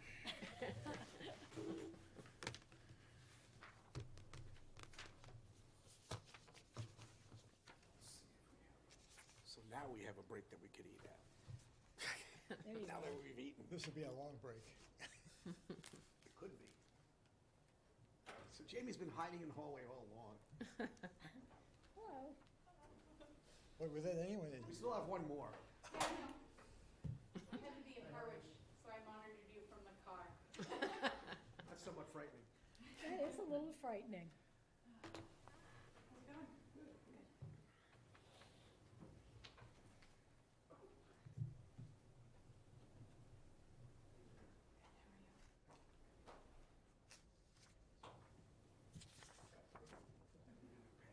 You want me to put you on recess, the next person?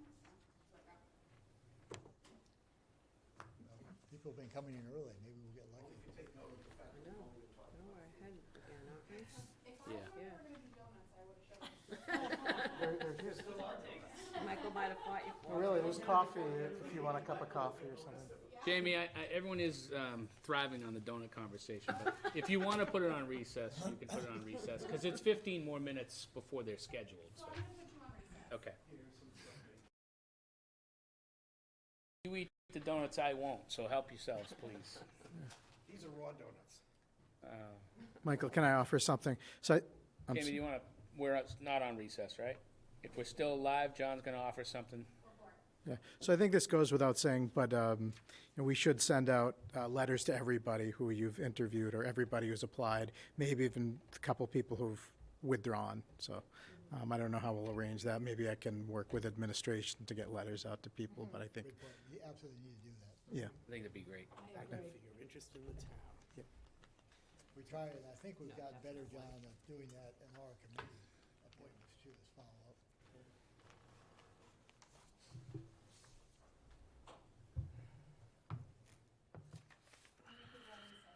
Thank you.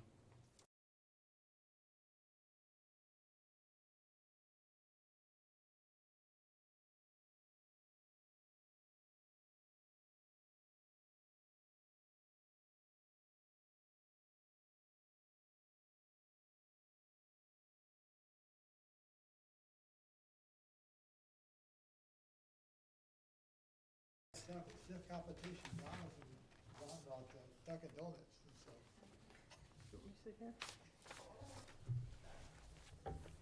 Just some real estate info and one of my poems, so.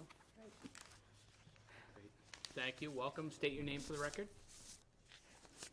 State your name for the record. Marietta Nilsson. Great. So we have some questions that we'll ask, and at the end of the questions, board members will be able to ask other questions or make comments. Sure. First question, describe any special skills or experience you might have, professional, vocational, or otherwise, that you think would be relevant and beneficial to the committee. I have a couple of skills that prompt me to actually come and volunteer because I feel so strongly that I could be helpful. One is, I was born in Harwich in 1944, so I've lived my whole life here. My mom and dad, you know, worked here, had businesses here.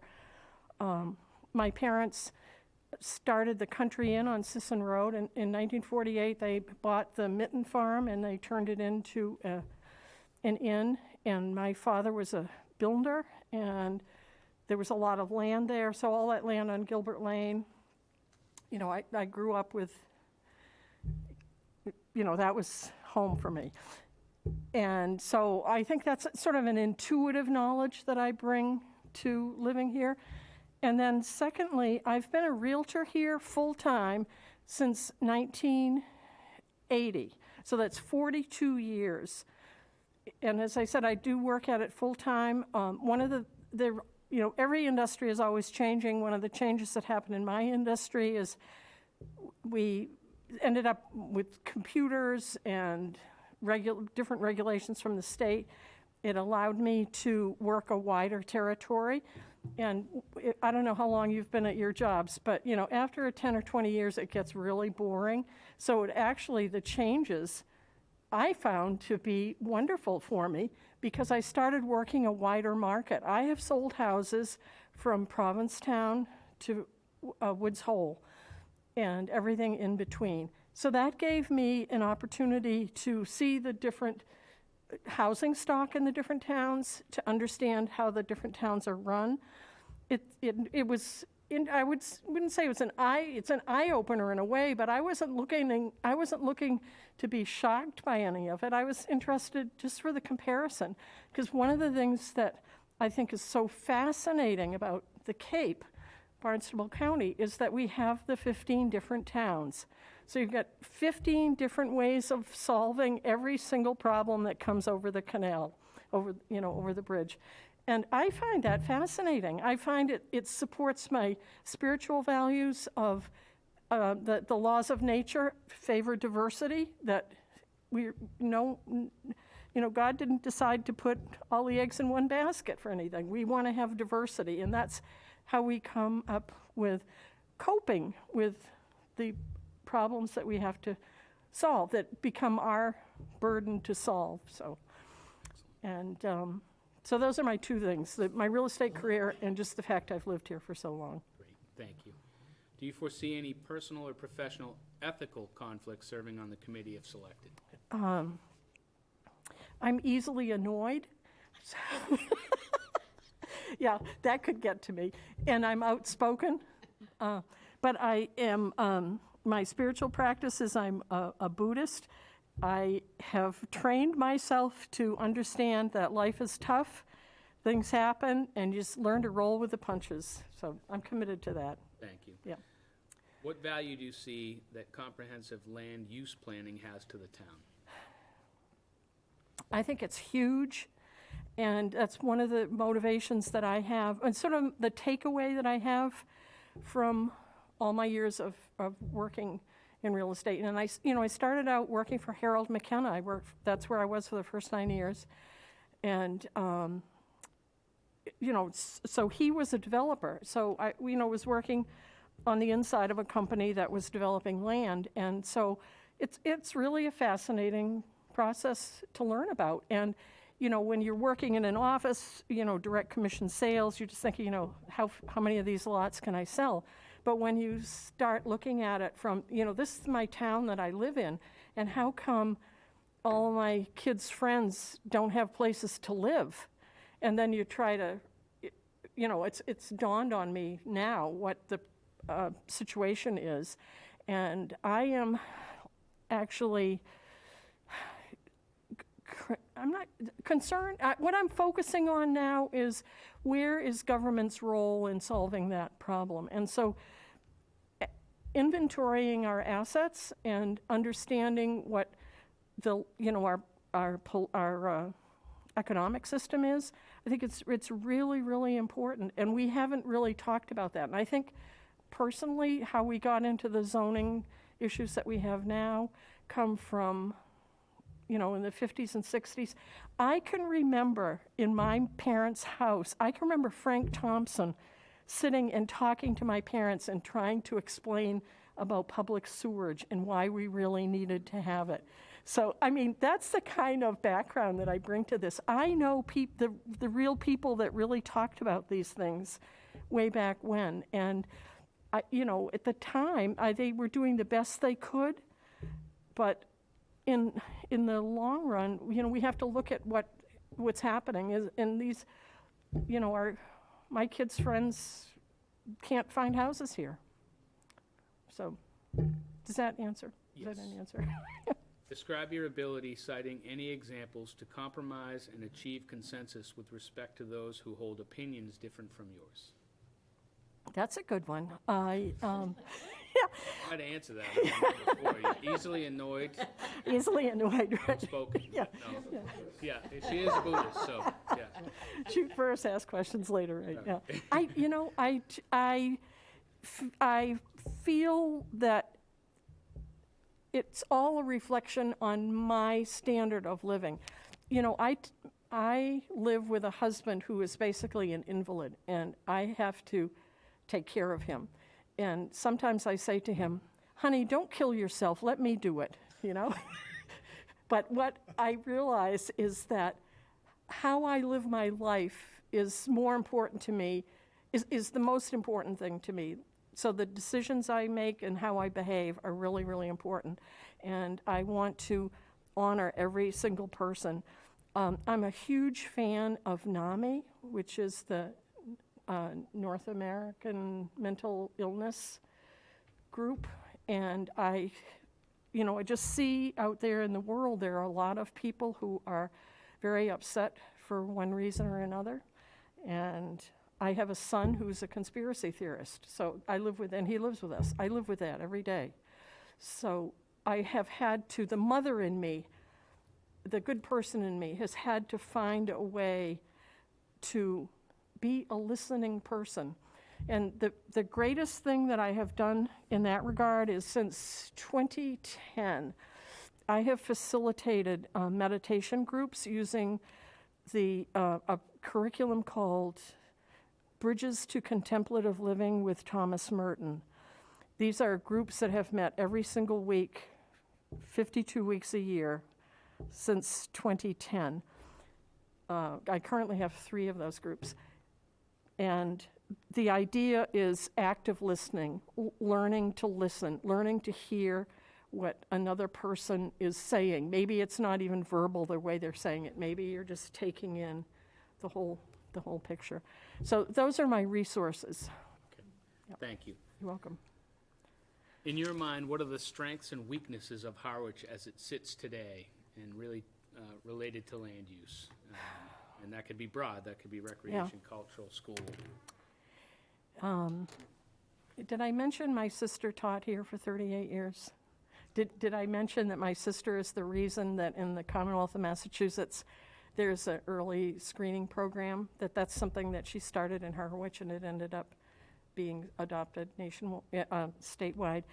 So I see so many strengths here. I see incredibly talented people.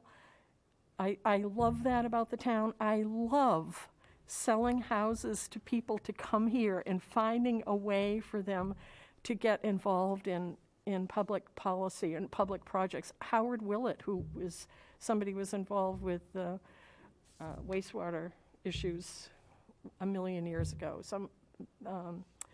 I can't even think of all the names. But anyway, the bigger issue, I think, is how do we collaborate with the surrounding towns? I was fascinated with the story in the Chronicle this week about the Orleans affordable housing people asking the Chatham people to donate money. And the Chatham people said, that's not our problem. We're not donating that money. Those people aren't going to live, they're not going to live or work, and they're not going to have anything. It has nothing to do with our town. And I am thinking, I'm not sure that that's the right response. And I think that idea of how we collaborate. I watched the whole thing about the Dennis Yarmouth wastewater issue, and how are we going to collaborate? My husband taught school in Dennis for 12 years at Wixon Middle School. So I love the town of Dennis. I love their low tax rate. I love that they've got great beaches on both sides of the Cape. I'm a huge fan of the town of Dennis, and I see them as a natural ally for us in problem solving and, economies of scale, that type of thing. But how does that happen? And it all comes down to the individuals and that chemistry on committees of how people can get along with each other and, what their motivations are. So. Thank you. Yep. What would you like Harwich to be like in the next 10 years? And again, related to land use. Broadly. I'd like to see us solve the housing issue. We need a wider variety of housing. We're not solving the housing issues. I don't even know if we recognize totally what the housing issues are. But right now, these big single-family houses, it's just not cutting it. We need, I think, apartments, accessory dwelling units. We need a bigger variety than what the current zoning permits, and actually what the state building codes permit. Because these granny, they show, if you look on the internet, these little cute little granny flats, you couldn't build them with the state building code. So it's going to be a collaborative issue, but I want to focus on housing. Okay. Yeah. Thank you. Open it up to questions and comments from the board. Larry? Thank you. I've learned over the years not to mention sewering with Alan Thompson, because he quickly gives me about a 4-hour debate. It's Frank Thompson, as I was talking about. I know you're talking about right. Frank, but Alan does the same thing. He was on the Board of Selectmen, Yeah. and they turned it down here. Yeah. And he's still holding a grudge. I don't know how many years ago that Yeah. was. Yeah. But how do you open up the discussion of your housing advocacy to those that are not in tune with that, that are pushing them on the other side to reach a consensus or move the ball forward? You need to put them in remedial math classes, because the numbers tell the story. It's in the numbers. Yeah. Okay. So I always hope facts will carry the day, but not always true. it's not always true. Either that or they need a good therapist. But I don't mean to be. But we can't laugh at this stuff, right? Yeah. Okay. Well, so first of all, I have to say, Harold and Paul McKenna were my mother's first cousins, and we bought our land off of Paul. So, Oh yeah. Lovely. Yeah. History. I love that you said it's important to be a listening person and the meditation and all of that, because I imagine that this committee will need a lot of listening skills and maybe a lot of meditation. But I appreciate you coming. You bring a wealth of knowledge. Obviously your history of the town and all of the changes it has gone through, some of them that it hasn't. But also the need for housing in the different various formats. One other thing you brought up is the inventory of our assets. And just if you could elaborate a little bit on because you have such a real estate knowledge, where you would go with that. Well, the assets, we're thinking the land. I mean, there are other assets that we have. The quality of our water, where we are on the Cape, our location. But to just look specifically at land, actually, a negative that I'm totally a wreck over right now is the PFAS figures from, looking at them in Chatham and realizing, hey, that aquifer, that we share an aquifer with them and all of that.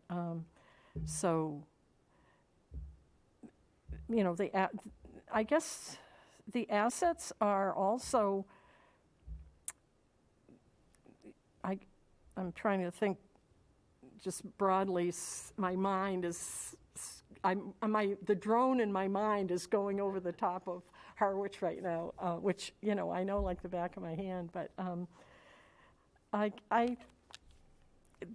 guess to appreciate the assets that I guess maybe just being aware of that list and talking about it with people and putting it out there so that it's not just people who are on government committees that volunteer, but that people understand from the beginning what is valuable here. And I'm even thinking of the kids in school, that they realize what the beauty is of where we live and to safeguard it. It's something that they're going to be charged with being responsible for. So I guess it's not just that inventorying, but from whose viewpoint, I guess. The viewpoint of which person, not some 78-year-old lady like me, but my 15-year-old granddaughter, so. And on that note, that's a really great point about the younger Yeah. kids and generations. And how would you think about getting them involved and getting the message of the committee out? I think it's something in the schools, and also John Dewey, the way people learn is by doing. So I think involving kids in physical things that are part of our town, that are happening in our town, that are part of our town. You know, one of the things I totally love about my kids growing up here in town is that Pug Fest in August. You know, those kids were all in my kids all went to school with those kids. And when I look at that, that was what those kids are doing. It's totally voluntary. They started it themselves. They carry it on themselves. It seems to be perpetuating. You know, that's the kind of experience. And I often think to myself, what did those kids do? Was it Carol Sykes' violin lessons? I mean, they're all musicians. They're all, you know, love music and, you know, love the park. What experience did they have? Could it have been youth hockey? You know, was it George Kurlychek, the science teacher? I don't know. You know, there was some magic dust that happened, and I guess that's what you're asking, is what magic dust? Yeah. Right. That's it. Yeah. That Thank is it. you. Yeah. Mary?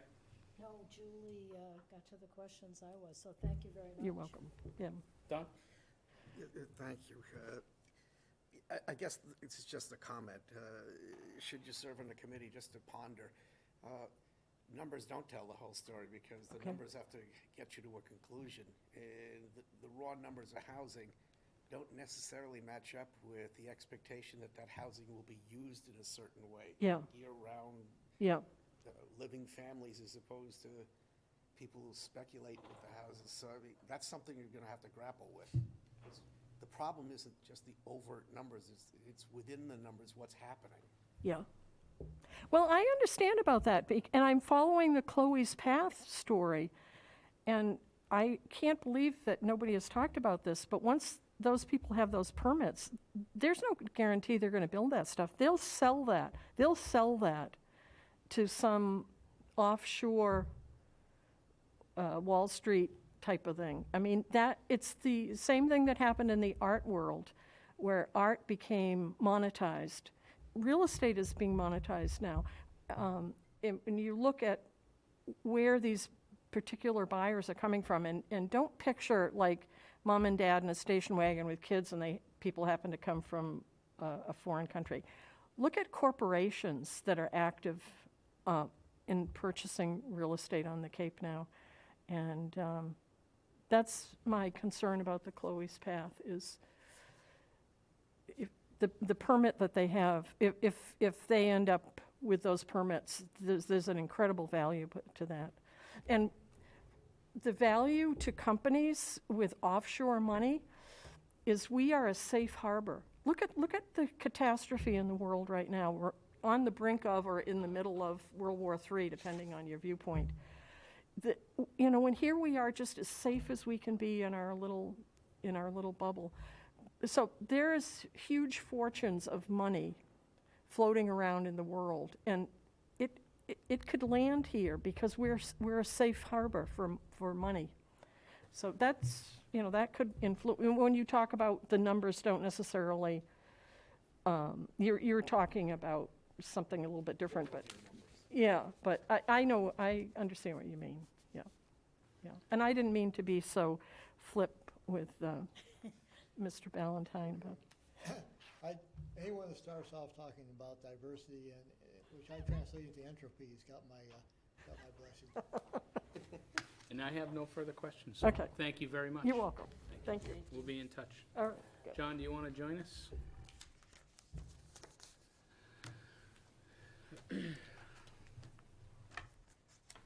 So the question is, how do we proceed? John, any suggestions or thoughts? Well, I think the first things first, you have two other interviews. When will those be? Have those people been advised when the interviews are and how they'll be conducted. I don't know if they'll be in person or, It's either the 4th or the 11th, and it will be ahead of our Monday night meetings. So we'll schedule a half an hour before to have those 2 interviews. you think they'll be in person or by They're gonna GoToMeeting? be in person at the meeting. Okay, good. Okay, good. And I know that's already been started. Okay. I'm not sure if it's the 4th or the 11th, but staff is working on that. Don? Thanks. I can't stress how important it is for the in-person part for the interview, because I can't believe that unless we're forced back into some sort of catastrophic cocoon again, this will be successful unless it's in person as it goes on. Absolutely. I was just talking about these. Yeah, no, I get that, but I mean, ultimately, it's gonna be a skill in itself, is being public and talk with people. It wasn't discussed today, but you make me think of something. That's, when people commit their time, they should understand that the most valuable way to undertake this work will be in person. So if the expectation is, well, I'll just join you because I'm away on business for every one of these meetings from GoToMeeting, that might be something that you don't favor. That's why I brought it up. Yeah. Continue. Yeah. The one thing that occurs to me legally is, your consideration of the applicants is a deliberation of sorts, so it does have to be in public. I mean, that can sometimes be uncomfortable, but I think that's just the process you have to face. I would hear from everybody first before you make any decisions. So the board should get together as a board in public after either the 4th or the 11th to consider everybody. Board members, preference on going forward? Don? What he said. Yeah. Mary? Yeah, I hate to not do some of it now while they're all so fresh in our brains, but I get that too, that there's 2 people that we haven't seen, so. Julie?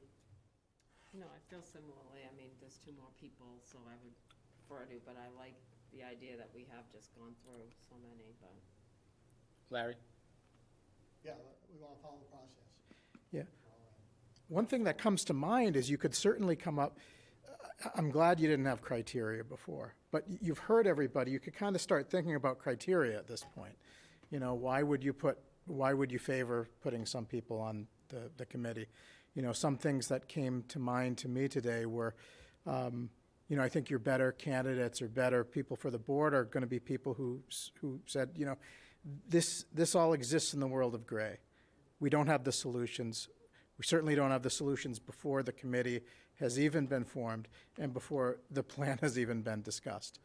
That could be a criteria for you. I mean, that to me represents some open-mindedness and respect for the process that will take place. So that's kind of a criterion you could form just by hearing the sort of discussions today. So if, I would suggest you put all this off till you hear from everybody, but that certainly doesn't mean right now you can't talk about kind of the criteria you're forming in your mind, and to think about that before the next interviews and before your meeting where you will consider appointing people to the committee. Well, there's nothing that precludes us from coming up with our own list and our own recommendations between now and then as well. Even before the next round of 2 interviews. Oh, right, So, right. I think the board should obviously start to do its homework and come up with your choices. Yeah, Instead of going into the next meeting completely blind again and starting from the beginning. trying to remember who Who was was who and what was what. So I think there's plenty of work for us to do between now and then. And I think the board should start putting together their priority lists. And actually, on that note of what John just said, and to that point of starting, maybe as it occurs to you, why you're putting certain people in a certain order. Like you just said about open-mindedness and et cetera, like that being one criteria. What you're thinking is developing as your other additional criteria. Because I do think that developed over listening to everybody and hearing who might, who was sort of saying, I don't know the answer. So I think that's an important one, and maybe something we wouldn't have said initially. What role do you all see John in, and do we want any recommendations or his thoughts to the board prior to the next meeting? I'd rather not right now, because push John on the spot. Well, I don't mean right now, but I'm not necessarily, I think maybe a memo to the board on his thoughts. For me, it's very important as the town planner to gather his thoughts, not his criteria, but on his thoughts of the interviews that we've done so far. Julie? Yeah, I look for guidance from you, John, because you are so knowledgeable. And I think anything that you can help the board as we go through the applicants, not that you should have to tell us, I mean, obviously, but even just depicting some other additional criteria we might consider. And going forward after that with the committee, obviously. Yeah, well, that's. I do agree with that. I like the criteria. What I was trying to avoid was comment on individual applicants. 'cause Right. That's not. No, that's not what I'm That's saying. not, I don't want to go there. Go ahead, John. Yeah, what I'd like to do is put together just a brief memorandum for you about my thoughts today and the criteria I'm thinking about without naming names. And then when you have that, final meeting, we're actually going to appoint people. I'm comfortable at that point, giving you my recommendations. I know, of course, you can take some heat for it, but that's just part of this democratic process we have of speaking in public and doing all this under the light of our democratic processes. So I'm happy to do that, and at that point, we'll have discussed the criteria we're using and have formed, through the process itself. So the next thing I'll have for you is a memorandum of kind of my observations from the interviews you've conducted today. Okay, great. Mary? No, I think that's good, because I do, I already called John to pick his brains before now, because I value that. You know a lot more about planning than I'm ever gonna know. Don? Yeah, maybe it's because I've been through this before, but John's really good at this. There's a few people that we interviewed that are really good at being able to conclude a plan. I'm just worried that the first thing that I particularly would like to see as a criterion is you got assets, physical assets, land, whatever, and you got people. And what do the people want to do with that drives what you're writing. It's not the other way around. It's not like, hey, I could develop a cool Sim City plan that shows you where you'd want to live. That would be backwards. It really has to be an examination. That's why you do have to have a kind of open mind about a lot of different variables that's driven by what's important, what are we trying to do here to facilitate our desires, and how does that get codified? I mean, that's really what this is all about. Well, I'll give you my thoughts, and certainly, Michael, I think you're right. Come up with your own thoughts and criteria. I don't need to tell you this, don't discuss with other members offline because that's deliberation. Got it. Anything further? Motion to adjourn? So moved. Second. Moved and seconded. Roll call. Larry? Julie? Aye. Mary? Aye. Don? Aye. And I'm an aye. John, thank you very